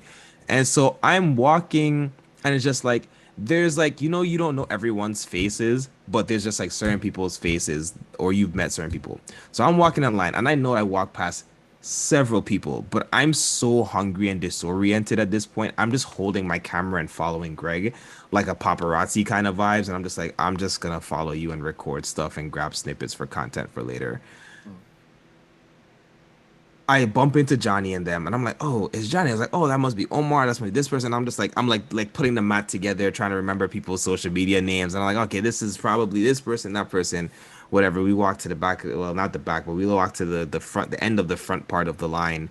And then we walk back. And as I'm about to like go back in now, because I'm about to go back inside, and the security's on 20 like they always are, and I'm just kind of like, yeah, I'm walking past to go back here. So I'm getting ready to go back inside to go peep in the exhibit hall, and I'm just like, oh, that's Steve. I very distinctively recognize that face. And it's just like Steve, and it's like Kenny. I was like, hey, I'm going inside now. He was like, no conversation to be had. And then Steve hits me up on Twitter, and I'm like, initially, again, like I was supposed to go with them, but I'm like, again, everyone's like, let's meet at 8:00, which was the initial problem for me. If you guys know me, I like planning stuff, and as soon as you give me conflicting information for a plan, and now I'm just like, well, I don't know what to do, because it's like, it's 3 different friend groups basically asking me to hang out. You know what I mean? So I'm like, who do I, whatever. And at this point, from before I got to Dallas, I had already told Tokyo that I was going to kick it with them. So in my mind, I was like, well, I already said for sure that I was going to go to that. You know what I mean? So like, okay, if I'm going to try to go to 2 things, because I've now heard about the Studio Maho thing. I'm looking, like I said, I look at the map and I'm like, yo, these things are 40 minutes apart from each other. Oh, wow. I'm in Arlington. I could go to the bowling alley, which was that was the initial thing. I was gonna come to meet you guys at the bowling alley, but like I said, my bro had just come in, and it was like, okay, hungry, but also, what if the bowling alley doesn't have food that we like, and then we end up there and we're hungry and we're bowling? So it was like, you know what? I still need to shower. If I'm gonna go to any party like later on, I'm hungry. I need to shower again. Like I had already been up from early and showered and stuff. He had just come in. He needed to freshen up and stuff. And just like, yeah, let's just go and like reset ourselves. So now I've driven away from Arlington 25 minutes out into downtown Dallas. So like it didn't make sense for us to go back out to anywhere at this point. So now I went from, I could have gone to 2 things to like, well, realistically, I'm gonna go to a thing and maybe another thing afterwards, which was that did happen. There was actually another after party that we all ended up going to, after party basically, on Thursday night. And yeah, it was cool actually. There was like this little spot. They brought out like a little thing. It had like RDC on it and Dreamcon on it. They put up one of the skits that Mark and them did on like the TVs. the music was crazy. Everybody was dancing. It was a really good time. Somewhere at the end of the night, there was like a foot race. I don't know. I had some good footage to post for a reel, but I don't even have space on my phone to create a reel. Apparently, there's like, you can't create this reel because we can't save the video. And I was like, well, thank you for hurting my feelings once again.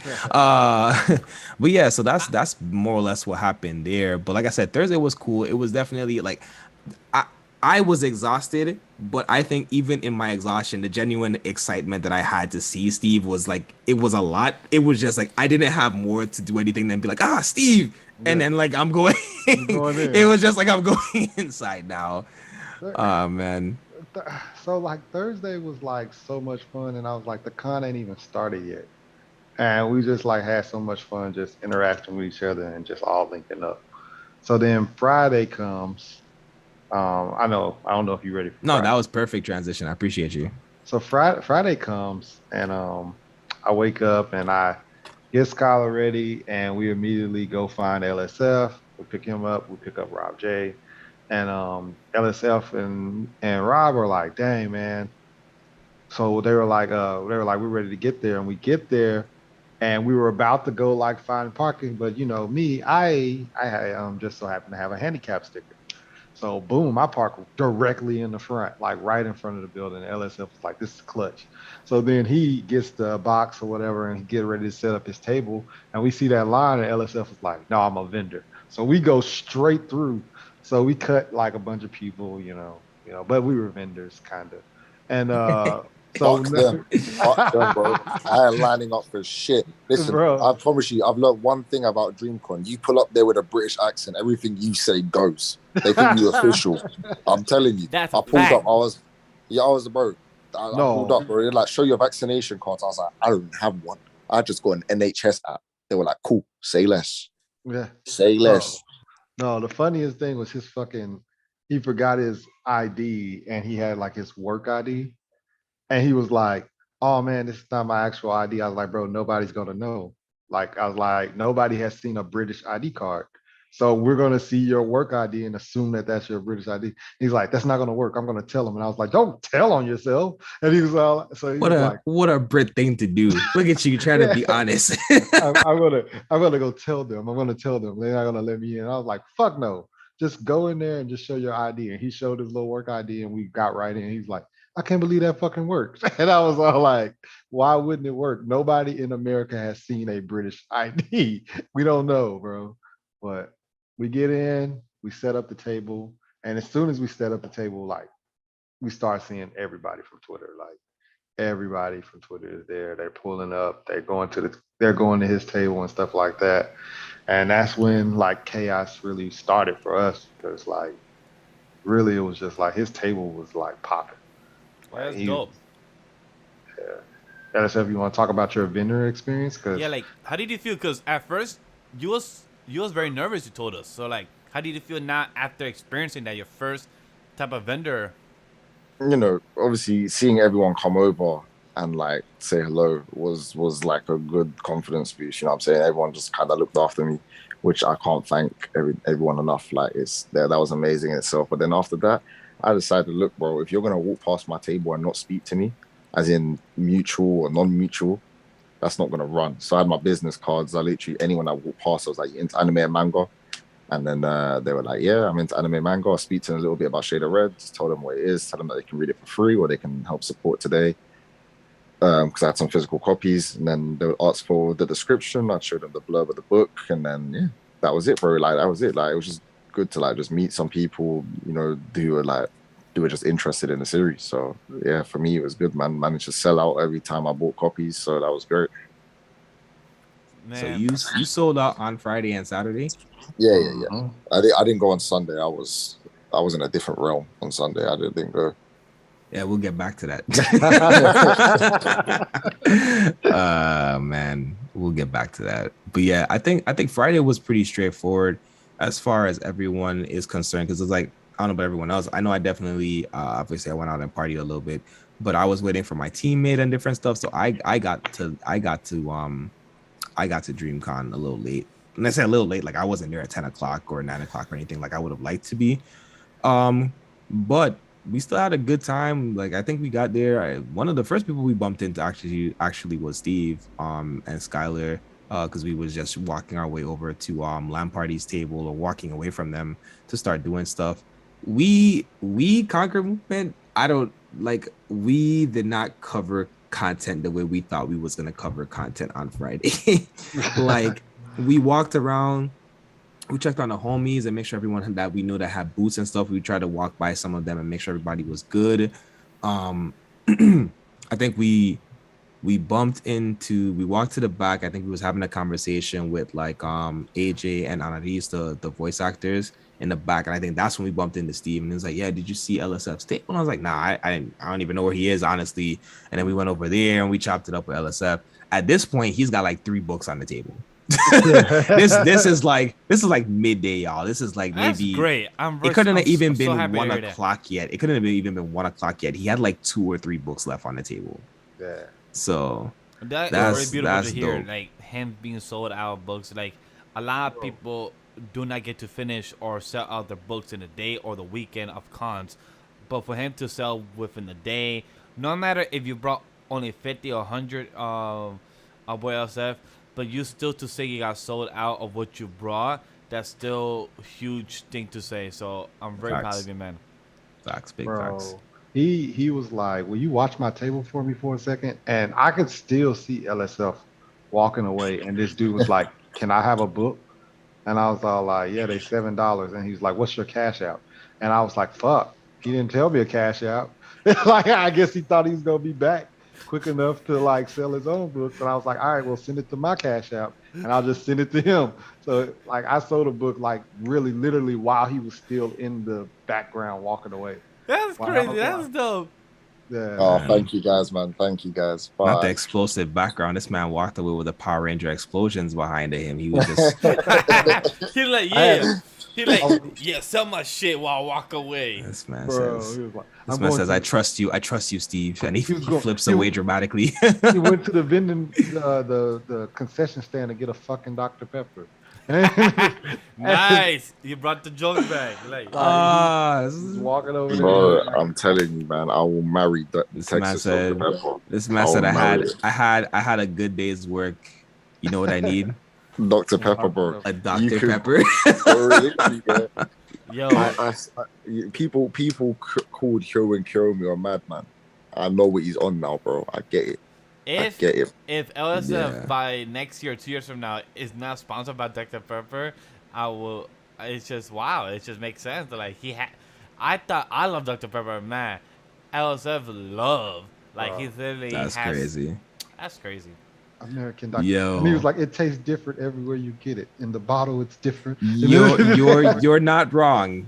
All carbonated drinks taste different from the big bottle to the small bottle to the can. It tastes completely different. But not one of them was bad. Like, how are they all consistently good? It But doesn't make I don't know. That's how I feel about Fanta. So I can't really. I don't know. It definitely tastes. But yeah, man. So that's like during the day of Friday. Did you guys get into anything like in the midday of Friday? I know like after I saw you guys and did a couple things, I got pulled to help cover interview with Artel, who has his own studio in Japan, his own anime studio in Japan. Shout out to Artel. Make sure you check them out. And yeah, so I got a call from Eunice for BGA, and it's like, yo, Frankie's doing this interview for us, and we need some camera stuff. And I was like, all right, well, that's kind of what we're here for. Like one of our primary purposes as a Conquer Movement at DreamCon was like to support Black Girls Anime. So just for something. So Can you repeat that, Kendall? I was saying like one of the main things that we were there for as a Conquer Movement was like an auxiliary thing was to support Black Girls Anime. So I forget if it's Eunice or Shanique or one of the BJ aunties hit me up and they're like, hey, we need someone to help record stuff. Do you have your camera on you? Frankie's here and needs to do an interview with Artel. And so we go over there and I'm like, okay, what do y'all need? It's like, we just need to record everything. First time going into those press rooms, I didn't know what they looked like. They sent us the email telling us like, yeah, there's these rooms available and you can do this, that, and the other. And I was like, oh, okay. I'm back there and I was like, oh, this is a pretty nice setup back here. So we get in there. I drag one of the tables over, set up the camera. I've got Natalie with me. I got Damien Blackheart with me, and so I'm like, all right, cool. We gonna turn this into a very makeshift production thing right now because we don't have any heap of production equipment. I'm not walking around with a soundboard. I'm not walking around with 17 mics and like people was out there with their full like remote studio setup. Nope. I had a lapel mic. I had a converter. We had a phone running audio, clipped that onto Frankie, had them set up real nice. And we, quieted the room and recorded that. That was a dope conversation and interview. Shout out to Frankie. She did a phenomenal job. It was it was just, like watching someone like a professional at work. Like it was just really refreshing to watch her do that interview. And hear them have that conversation. And that was about it for us for the day. We kind of reconvened. We had to leave because we had to check into our Airbnb. They did not want to give us early check-in, so we had to leave like around 5-6, grab something to eat, and then check into the Airbnb and stuff. So that was it for us until we headed back out again for the evening. So I don't know about you guys. What did you guys do Friday evening? So Friday, me and Skylar went to go see the King Vader JJK premiere video, and then after that, really Friday was like really chill. I think probably about 4 o'clock we left, right? And we came all the way back to my house because I had to drop Skylar off because I knew we were finna party. So Friday, basically, we came all the way back to my house, which is like an hour and 15 or so from Dreamcon, and LSF and Rob J rode with me, dropped Skylar off, and then we ended up going to Razoo's to eat before the party was going to take off or whatever. So we eat at Razoo's. LSF had another Dr. Pepper again. And then that was when LSF found out that refills were free. Oh, and yeah, refills. That was the start of chaos because he drank a Dr. Pepper and he was halfway through it, but he was kind of like babysitting. And I drank my drink, and then like the waitress comes by with new drinks, and she sat another Dr. Pepper down, and he was only halfway through it, and he was like, "What the hell? I didn't order that." And I was like, "It's free."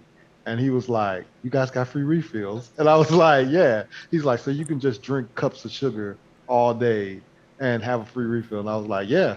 And he was all like, "Oh," and he just immediately chugged his Dr. Pepper, and then he started drinking another one, and it's just like, here we go. That was the start of a monster, that waitress. So waitress at Razoo. Bro, why are the refills fucking free? What the fuck? Yeah, that was magic to him, apparently, him getting It is magic. So after we left Razoo's, I took them back to their hotels to shower. They showered and stuff like that. And then that is when we pull up to the after party, the Airbnb party. And let's just say that shit was chaos, bro. Just lit. That was controlled chaos compared to Saturday though, because you weren't there Saturday. But bro, this was actually calm. This was calm. Yo, yes. We'll get to Saturday. We'll get to Saturday. But nah, Friday was a fun controlled chaos. I would agree. Yeah, we played beer pong. I beat a couple people in pool. The margarita machine was on point.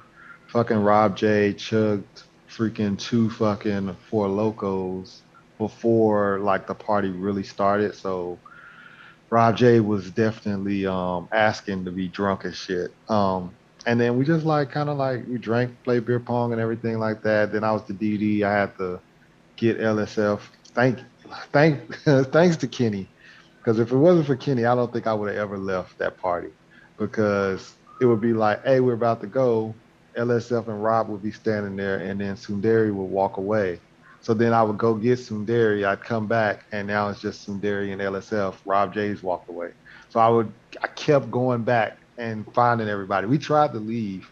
We started leaving around 2:20. We actually left the party at 4 o'clock.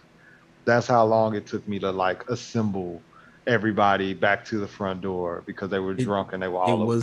It was so funny because I was like, all right, I said bye to everyone. LSF's like, yo, you don't look lit enough, bruv.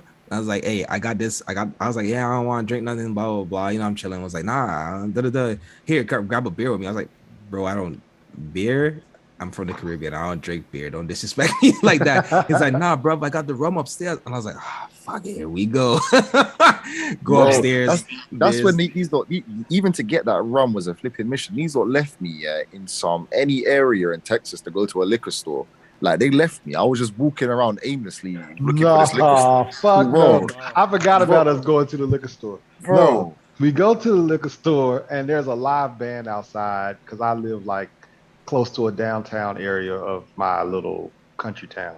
So there was a live band outside. LSF was like, oh, they're killing it. And he walks up to the band and I was like, well, the liquor store is right here. You saw it.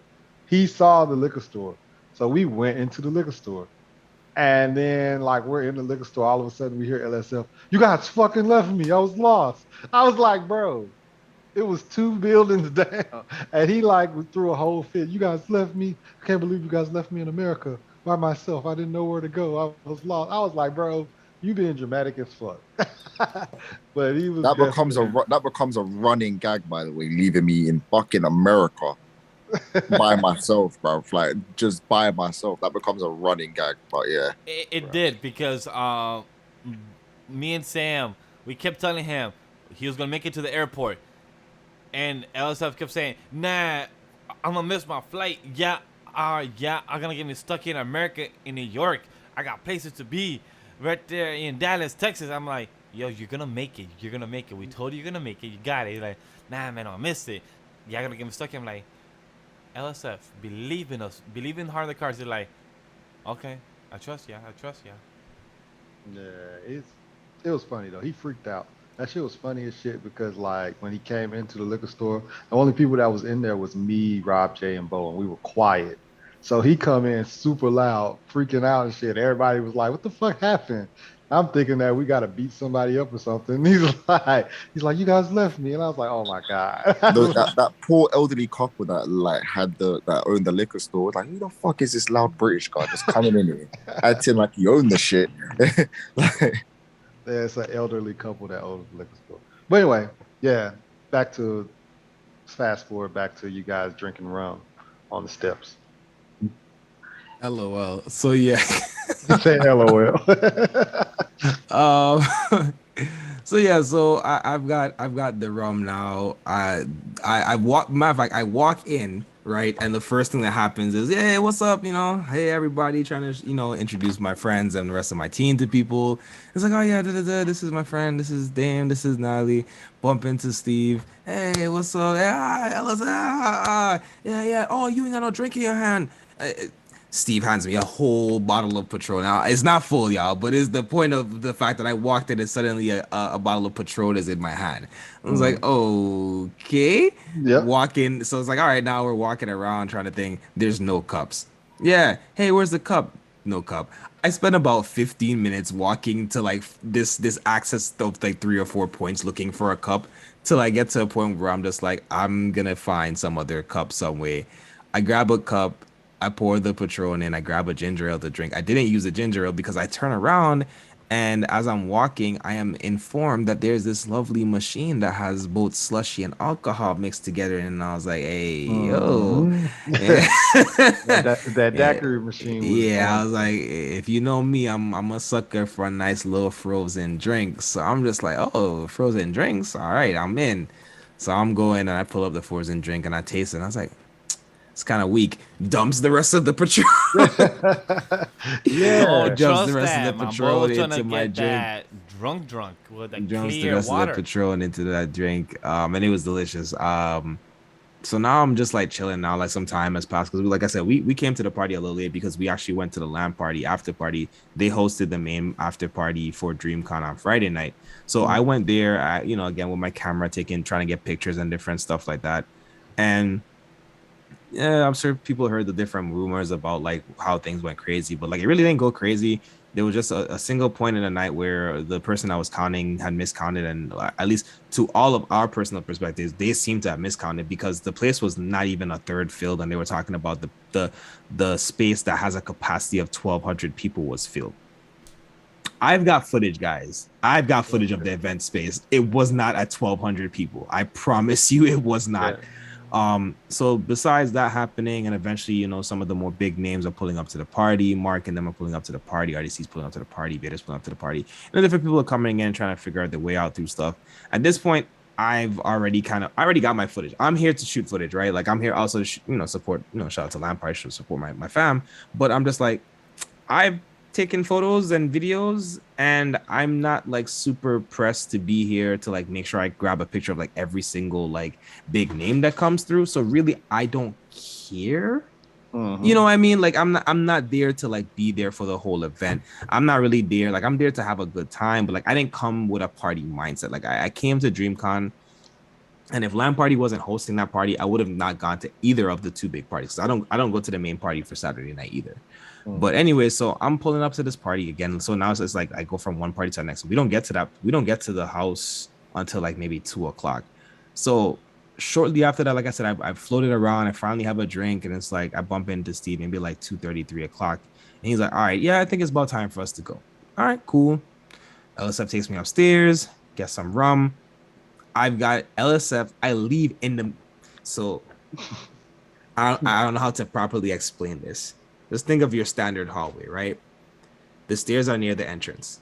I walk from the stairs. I just want to explain this. I walk from the stairs to the back area, right, where the living room and the kitchen is. LSF, Steve, Ari, and Rob are in this spot. All right, bye y'all. I go outside, I chill, I kick it up, come back in, I go upstairs with the rum. I'm now mixing a whole nother drink. I'm chilling. I'm coming, I think I'm going back up the stairs. I'm coming down the stairs again, and I bump into LSF again. I was like, how are y'all still here? He's like, well, you don't have enough rum in your drink. I was like, bro, I have a full cup of liquor. I don't know what you're talking about.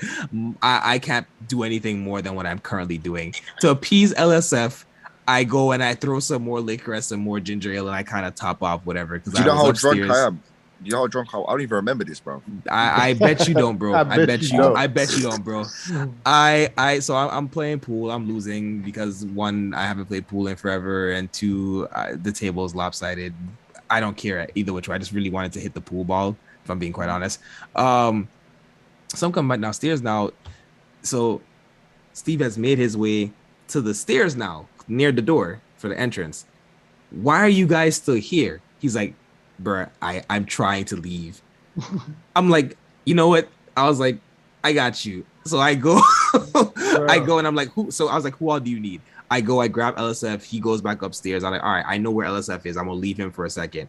I let LSF go upstairs. I grab Ari. I think Rob like kind of finally stumbles in the direction. So I pull him towards him. I go upstairs and I forcefully bring LSF back downstairs.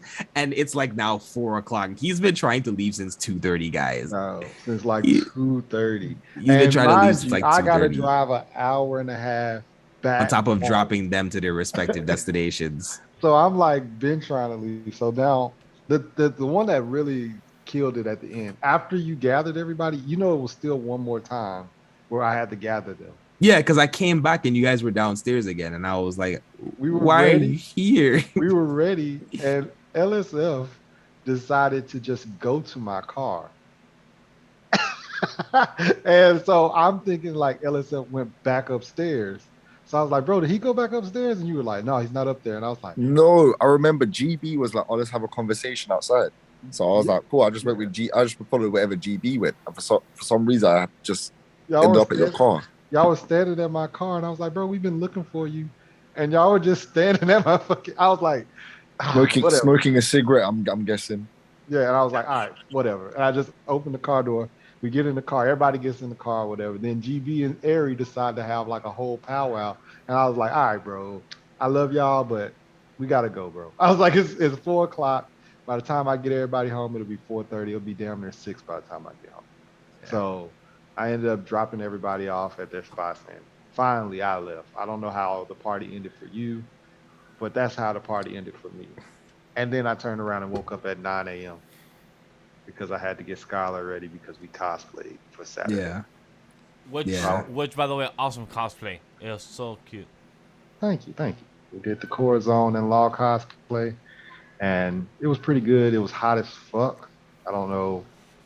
I did it, but then like halfway through the day, I threw that jacket in the Yeah, trunk. I think right about when I bumped into you and LSF again, you was like, I'm taking this off now. I was like, yeah, I'm throwing this. So I threw the jacket in the trunk. Skylar actually only had a lost shirt, but for some reason she decided to put the hoodie on underneath the shirt. I don't know why she did that, but she was burning up. So then she took the hoodie and she threw it in the trunk and stuff. So yeah, we were burning up on Saturday. And then of Yeah. course LSF was selling out Yep. again Again, selling out on again. Saturday. So Yeah.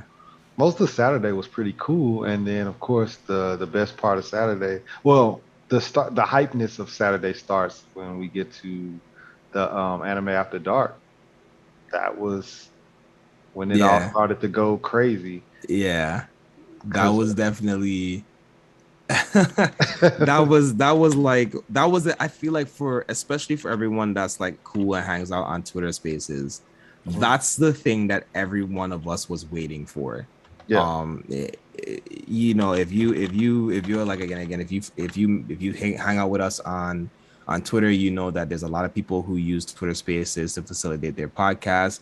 And so Anime After Dark, shout out to Worst Gen Pod, shout out to Blandme Pod. Like they came together and they created this thing, and it became the thing. It became the thing to do.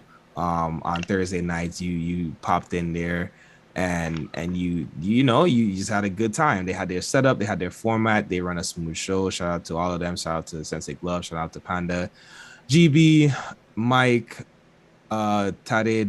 Did I forget somebody? Yes, and Leak, of course. My bad, Leak. Shout. Yeah, we still ain't talk about Kingdom. It's gonna happen. Gotta do that. uh, but yeah, so we're there at the session or whatever, and it's like they have the larger room. So there's a room that's like three different of the different rooms fused together. So they have one of the larger meeting spaces. They're Mhm. setting up, everything's cool. It initially starts off already with a good size. Like room wasn't like packed, but it was already full. Like Mhm. 15 minutes into everyone getting into the room. And this is for the pregame now. Like there's like a 30-minute like setup before we got to the actual live recording at the event. Mhm. I mean, maybe like literally a minute to the top of the hour, all of a sudden the room is packed. Packed. Like it's packed. You know, they've already mic checked up. We've all seen each other. I have my camera. I'm walking around. I'm grabbing pictures and videos of people as they're like sitting and stuff. And I'm like, yo, it's crazy how full this room is. It is still not the most full it is at this point. It That is just gonna be. looks full. Mhm. So now the panel goes out to the back and they're like getting themselves together to walk in and start everything else. You know, we've interacted with them on the floor. We're cracking jokes. They've mic checked and everything. Mike's over there and he's like, wig hat. Everyone's going crazy. Everyone's hype. You know, we just again, if you've been part of the spaces, you already know what the vibe is. So we're all just hyped to be seeing the shenanigans in person and be a part of the shenanigans. You know, is definitely you know, as they said, a space that's driven by the community, and you have your community there with you in person for the Facts. first time, and it was just amazing. They walk in, I think right before they start, I want to say couple RDC people walk in, Crystal, a couple of them walk in to the Ben. front. Ben walks in and sits up in the front. So it's just like, all right, yo, like everyone's really here now. I like at this point, like all the different entities from small to big time to mid time to whatever you want to call, whatever you want to call everybody. Everybody's here. It's a family affair. For Mhm. sure, for sure, for sure. Bing bam boom. Um, I'm just like, all right, they're getting ready to stop, settle down. Boom, they start. They give all the rules. They ask for like, all right, the main guest that's gonna come up and give their hot takes. So it was, if you familiar with the anime after dark space, you gotta give your top three anything. So that's the Mhm. first thing. You introduce yourself, you give your top three of whatever. Um, I believe I did the top three webtoons I was reading right now currently, and then the next question was kind of like the first main question of the night was like, what got you into the nerddom. So Mhm. spoke about that briefly, blah blah blah blah. And so the final thing is hot takes, and I'm like, all right, cool. So Leak is like prepping us before each one of us goes up, and I was like, all right, So this is the hot take I want to give Leak, but I also want to make this statement. And I was like, you good for it? He was like, yeah. He's like, go ahead and say what y'all want, because he's prepping us, the like 7 or 8 of us that were up there. And he's like, you gotta have all this stuff ready. Y'all know the vibes. Make sure you don't be one of those people who come up there and don't have your stuff ready. Piss on your leg. Yeah, exactly. Yo, with so all due obviously, respect, I understand why people get nervous when they go to a mic, because they're gonna do a question or everything. But like Kendall just said, have your damn question ready, no matter how nervous you are. Facts. Because you're gonna waste time. People on the next people behind you, the people on the panel, we get it. You're nervous to meet us or talk to us and everything, whatever may the case be. But please, for God's sake, have your question ready. Yeah, especially when you know the format, and that's the thing. Like a lot of people there knew the format, so so we got up there. It was funny because like shout out to Kanji. Kanji went before me, and they were reading off some notes on their phone, and they was trying to crap on Kanji, and I was like, I don't know about y'all, but I also have notes in my phone, so we're gonna just have to crack on everybody. So this is funny now. So like we've had like 1 or 2 people go now, and they're picking other people. So like there's like we're at the top and we're like the guests, right? But in between the guests, they're going into the audience and asking for people's various hot takes. It starts off fine. Yeah, it started getting edgy. And then people were very much so just being edgy. And I think part of it was like, so if you know about Twitter Spaces, you got the Jumbotron, you could post up your tweets, right? Obviously, we're in person. We really had the real life Jumbotron. We had a drop down screen Jumbotron, and Leak was on the Worst Gen account, and he was managing and posting everything to the hashtag. So now we're seeing stuff come up on the screen. People are saying crazy things. Somebody said Sakura is better than this person. Neji deserved to die. Black Clover is terrible. Neji deserves to die? God yeah, it was the tweets were getting crazy. The one was like Rock Lee is a horrible character, and like his whole character arc is just terrible. Yeah, and then, he didn't deserve anything. He didn't earn anything. It was crazy. And of course, as always in any space where there's an anime gathering of hot takes, there was obviously the slander of One Piece, because what good space can we have without having One Piece slander? Someone said Full Metal Alchemist Brotherhood was mid. Somebody said Naruto was trash, and then somebody was like Naruto is trash, and then afterwards it was like Banana Fish is their favorite anime, and someone tried to call them out for that on the Jumbotron, and people was like, what you trying to say? Crystal, it was Crystal. Was like, what you trying to say about Banana Fish? What y'all trying to say? It was a lot of stuff. People was fighting each other across the room. We had to reset the room a couple of times. Well, not we, but they had to reset the room a couple of times. Kenny grabbed the chair. I thought he was gonna have a Boondocks moment where he was gonna throw the chair at Buddy. I was getting sick of people, because so the Rock Lee take happened like right after the One Piece slander, and I was already Hey Kendall, before we continue, it is 4 a.m. for our boy LSF over there in the UK side. You are absolutely right. So LSF, before you hop up, would you want to give any last thoughts of Dreamcon, the experience, anything that you want to highlight overall? Because I understand that's late as well, so I don't want to keep you any more than you should, because I know that after you, we'll probably stay live for another 10-15 minutes or so. So LSF, tell us any last things you want to say, the event, what you're grateful for, anything. I ain't got nothing to say other than thank you. That's it. That's it. Not other than thank you. Damn, don't do that. Anticlimactic. You know what? I got you. Don't go nowhere, LSF. I'm a speed forward through this. So the incident happens. The Rock Lee comment happens. I'm sick of people. I grab my chair and I walk over there with the chair in the air, and I'm like, look, I ain't gonna hold you. The Boondocks nigga moment was brewing, and I had to check myself. I walked over there and I sat the chair down in front of him. I was like, you need to have several seats. I know you already have a seat, but have another seat. Yo, that video was so exciting. Like, it threw me off. I'm like, wait a minute, that's Kendall? Like, yeah. His body language. His body language is like. This is the funniest part about all of this, right? Because while I had bumped in and met certain people throughout the day, I don't think anyone knew that I was who I was until I started talking on the mic. Like, several people had interacted with me, and they had no idea that was me until I went up there and started speaking on the mic, and it was hilarious. Anyways, all of that happens. I give my hot take. We already talked about the sports hot takes. We don't even need to run through that. Now let's fast forward to the kickback, and we're at the kickback, right, LSF? And it's crazy. I don't know what happened. Somewhere at some point in time, the address was given out to other people. And so all kind of people were trying to show up at the kickback because Friday night was lit. So like people are like, oh well, that was the real good party. Everyone wants to be, everyone wants to be wherever everybody else is. Start How many people were regulating there? stuff. Bro, the house was packed. Bro, And King as Vader people, and them were there. Like yeah, RDC I'm about to say and them were there. the funny thing was basically at one point, there was too many people there, and I got there and like shortly after I was like, I don't want to be here. Like the vibes wasn't right. It wasn't like our people there. It wasn't like the Twitter people. It was just like there was just a lot of extra people there. JB and Mike and them start regulating. People's like, look, if you don't know somebody in here, or we don't know you, you gotta go. Like you just gotta go. As soon as he does that, like I think like shortly after is like Taylor and Crystal and some of the other influencers start to pop up. All right, cool. A couple people start to leave. People are like, all right, well, it's been whatever. People start to head out of there.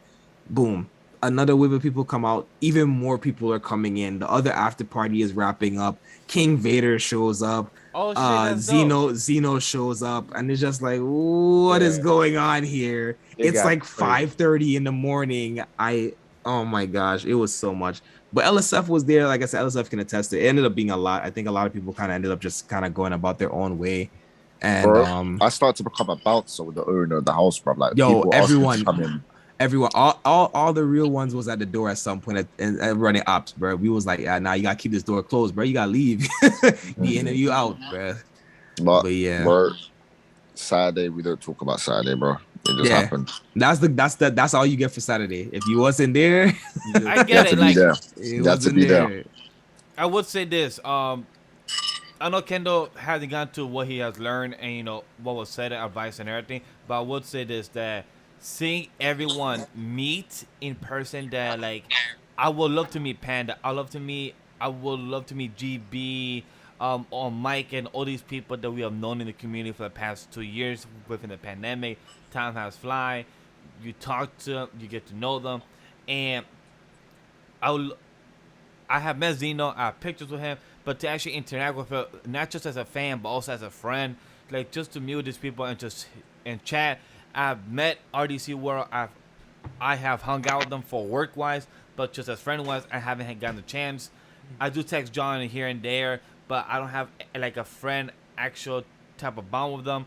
But to actually, not saying that I'm jealous or envious of you guys, I'm proud of you. Like everyone that went there and met and have pictures to actually say that they have met their pen pal. They have actually met their friends from the Twitter spaces, anime manga spaces, the community spaces overall. It's fucking beautiful. Like that's one thing that I hope to go and meet Dreamcon and meet all these other people that I did not get the chance to meet.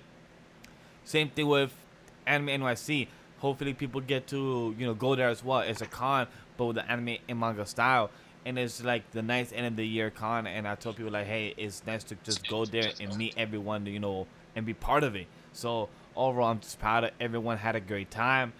If you had parties or not, had a great experience overall, publicly or not publicly, stores you want to say or not. Overall, I hope everyone had a blast because it's an event that I wish I was part of, but at the end of the day, I hope everyone had a great time so they could say that they had good memories. And overall, the Dreamcon event continues to get better and better. That's all I have to say overall with this little, mid-credit, talk that we just had here. So I'm too happy for everyone. Yeah. Hey, shout out to LSF. You want to drop your plugs for us before you jump off, bro? I am LSF.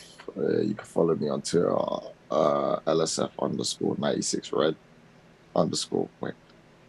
You will find me if you just type in LSF. Have a little manga, Shade of Red on Webtoon. Check it out. Big manga, not little manga. It's a sold out manga in all stores. No physical copies, sold out everywhere. You can only read digitally for free on webtoon.com. Check it out. That's not true. You can go slide LSF some money. We want facts. That. I've got like 5 copies left. So, but yeah, cool. Thank you guys for having me. Thank you guys for taking care of me. Always. Steve, I just tried the cinnamon cereal you told me to get. Fucking crack. That shit's got crack in it, boy. And what cereal? Cinnamon Toast Crunch. Cinnamon Toast Crunch. Yeah, I figured. I never had that in my life as well. Oh, bro, Boy, it's you beautiful. live here. I had no, hold up. I had the other version of a sugar, which is the Frosted Flakes. You know, Kellogg's, the Tiger. Man. See, but the thing is, Frosted Flakes don't even hit the way Frosted Flakes used to hit, bro. Oh, That shit definitely, that's a fact. It's something different. It's Oh something yeah, different. that's a fact. Back then, you would taste the sugar from Y'all that. y'all gonna give LSF sugar withdrawals. That man got sugar tax to worry about. Stop talking about this sugar, bro. Literally that, bro. Like fucking. But I wish I had a Dr Pepper right now to wash this cinnamon down. This Bro, nothing. I told LSF because he was getting like Fruit Loops and stuff. I was like, bro, what are you doing? And he was like, I'm getting cereal that they don't have in Britain. And I was in the UK, and I was like, do y'all have Cinnamon Toast Crunch? He's like, no. And I gave it to him. He said, is it good? So I gave him another box. I said, that's how good it is. I said, and he said didn't you take- get 2 for that. He didn't take 2 boxes, but he only took 1. I bet you wish you did now. I wish I took 2, bro. I wish. I wish feel it. I I took feel man. it. Yo, shout out to LSF. Again, you can follow him online on Twitter, LSF_96_red. Make sure you search Shades of Red on Webtoons and check it out. Hey, we love you, bro. Yeah, it's all I love. love you guys as well. It's man, all love, honestly. bro. Yeah, Until go next drink. time. Go drink that Dr Pepper. Go eat that cheese on pancakes, and go eat that beans on pizza. Let's go. When did we add? When did we add that? What the fuck was When going did on we there? add that? Beans on. It been what- added. It been Oh, added. man. I'm just All right. saying. Nah, you know what? Abe, cut Good that. night.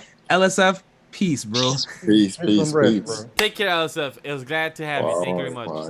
Bye, boy.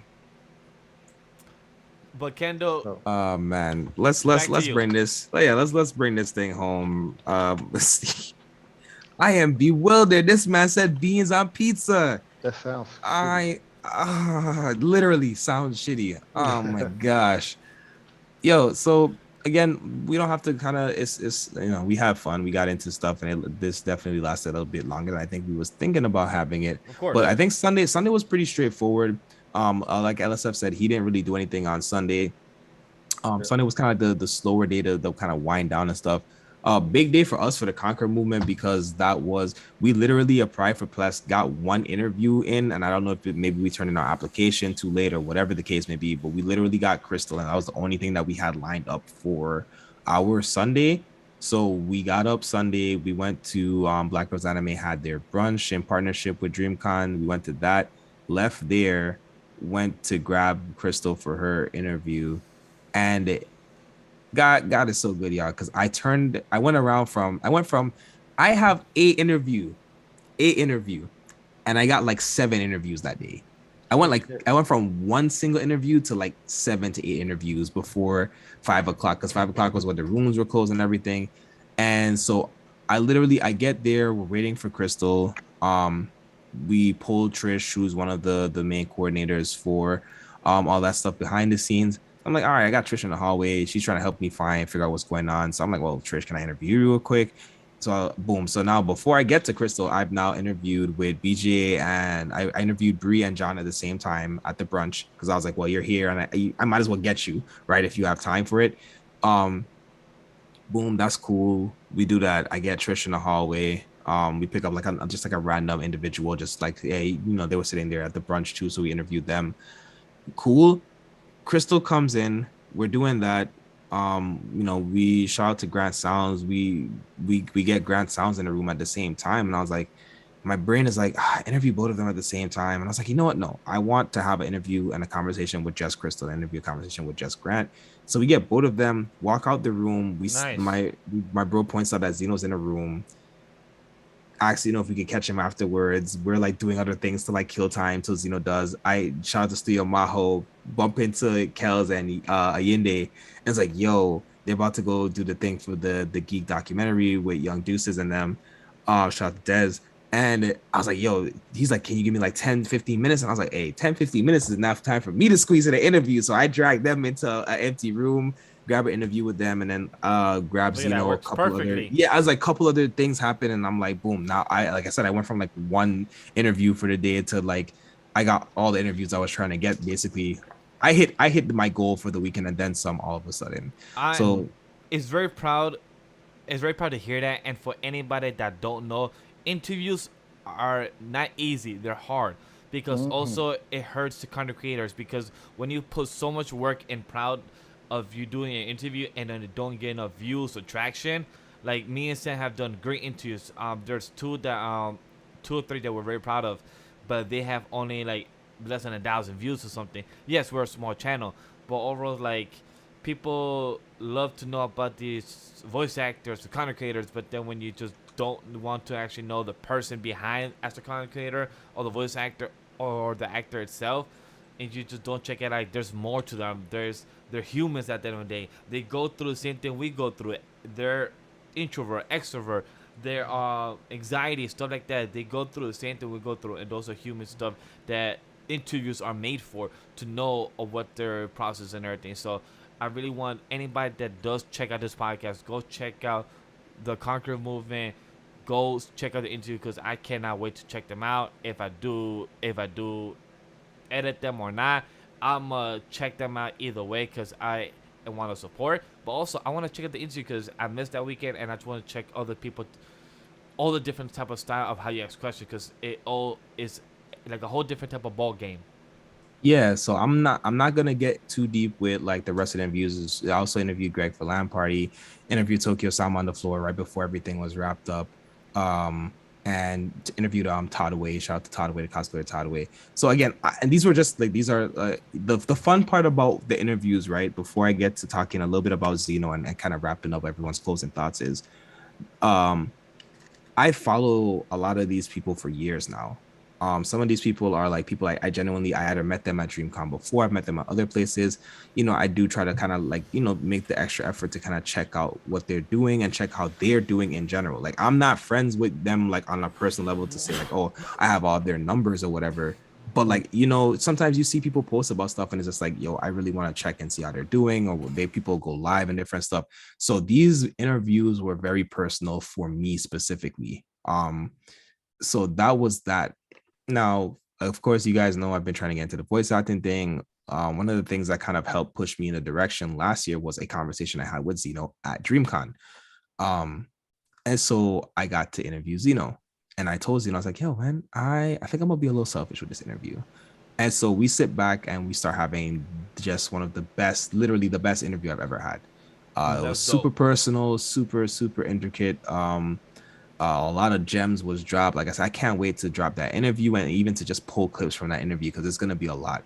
Um, so now I say all that to say, kind of like bringing it back. Like I definitely learned a lot from each of those interviews. I think one of the biggest things that I learned is that like it's really a matter of doing, and I realize where I've been getting in my own way with a lot of stuff, and I realize that I have to do a better job of marketing myself correctly. So that's me. I don't know what about you. Did you pull away any gems in particular from anybody this weekend, Steve? So I didn't do any interviews, but I did. Yeah. I finally, the gym that I quote unquote did get was I finally, because I'm not technology savvy as everyone knows, but I finally found out that, oh, you can get that little microphone and plug it into your phone, and that way it'll sound clearer. Because at the beginning on Friday, I did try to do an interview, but I was just trying to do it through my phone, Mm-hmm. and that shit was not fucking working. And I was like, I can hear everything around. I was like, it's not working. So I actually found out about the mic thing and attachment. So that's my gym that I got. And then from Daphne from Studio Maho, she gave us a lot of good information about law and protecting your content and securing your thing, Ooh, copyrights and things like that. She had a really, really good panel. Shout out to Daphne. that's Yeah. interesting. Studio I was Maho. Wow. so upset that they put her panel on Sunday afternoon. I really wanted to go to that panel, but like I said, as you heard, I was running doing interviews like a mad person. But Steve, Yeah, I would love to know more about that panel because that really sounds interesting stuff that I would like to know myself. But that, like, again, again, towards what I said earlier, like just being around everyone that does anime after dark, everyone that does their own podcast and like their own content, me being part of that probably would have motivated me more or proud, but also feel like proud to know these people because like each of them brings their own set of skills of how this, of how they speak on the mic. They have their own fans because of how people can relate just because of race, ethnicity, or just because they have something that they can relate to in anime and manga. Just because they say Rock Lee is whack, they be like, oh shit, I agree with you too. Or saying how Crystal will tweet, One Piece is mid, and a lot of people be like, nah, yeah, that's real, yeah, I agree. I'm like, Oh damn, no, Crystal, she you didn't actually bait. she's she a got huge One Piece fan. No, no, I she know, got I baited. know. She got baited. There's the clips out on Kiera's page. She got baited Yeah, into yeah, into that. yeah. Girl's a big One Piece fan, I know. But for her to tweet that, like, damn, like, I will do those Tubby tweets, but I just can't lie to myself. Like, I would never say One Piece is whack or Look, is mid. there was a lot going on. Yu Yu It was Hakusho like was a Mac. bit. It was a lot. It was all kind of stuff going on. But But overall, it's definitely the end of the night. I want to say the biggest gem that I think all of us can take away from it is that everyone's a human. Um, your favorite content creator is a human. You're a human. Be kind to people. Your words do affect people. And you never know. You might think that you're just saying something out of like snide or jealousy, or you just want to get something off your chest. And you want to target it at people, and it affects people. And they may not ever say it directly to you or show it to you, but we just need to understand that we're all human. Be kind, be respectful. When you do bump into these people in the streets, more times than you probably know, they probably do want to interact with you. But there's a proper way to go about and a of proper course. time to go about things in regards to interacting with people. So just keep that in mind.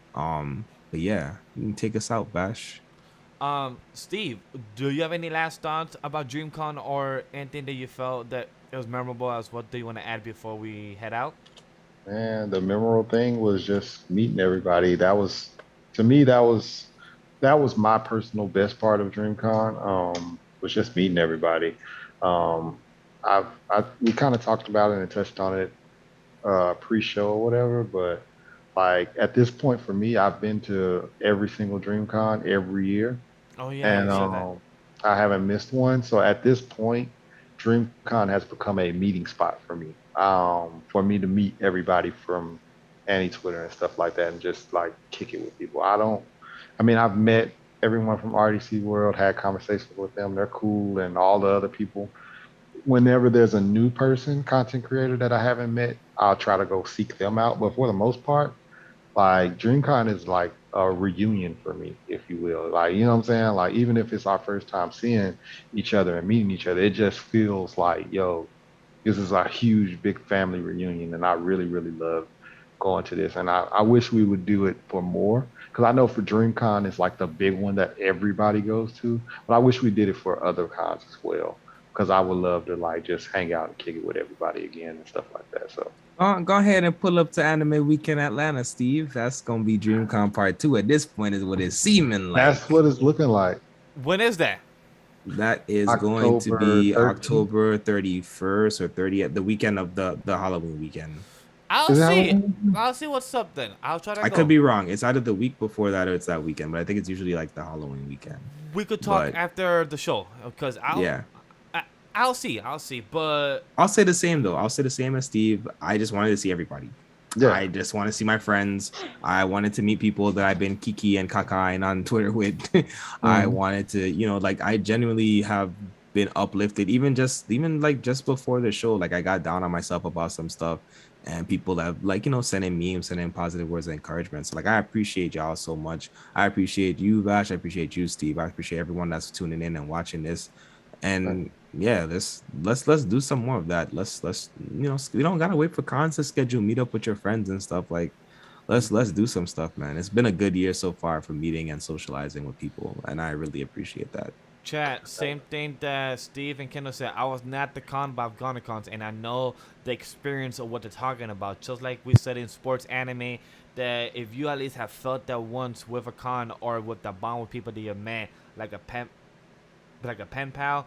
I've met friends that I've spoken to for months, weeks, or years through Discord or online, and it's a beautiful experience. Sadly, I haven't had a chance to go on a DreamCon. I'm hoping to go next year in the year 2023. It will be an experience that I would love to meet Steve. I would love to meet Rob. I would love to meet Panda, Worst Gen, the squad from everyone, anime and manga, as well.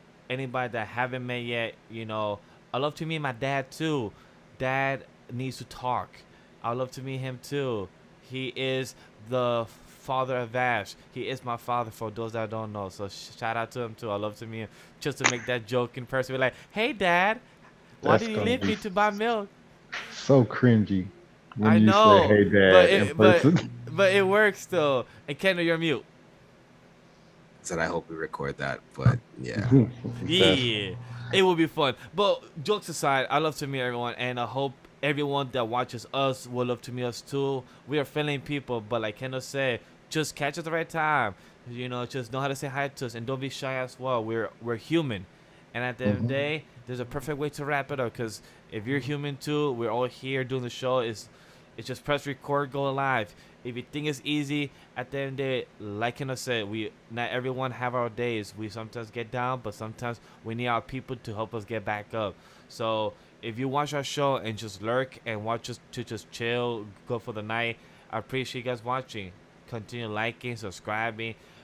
In the mind of the Blerd, Conquer Movement, Spicy Lane Entertainment, Ave, Ray Apollo, JB, the C4S is reviewing Thor 4 this Friday evening. It will be a fun show because a lot of people will be having mixed reviews, mixed on. So we're all gonna hate it and agree on that. So let's see what We're happens. all gonna hate it and agree on it.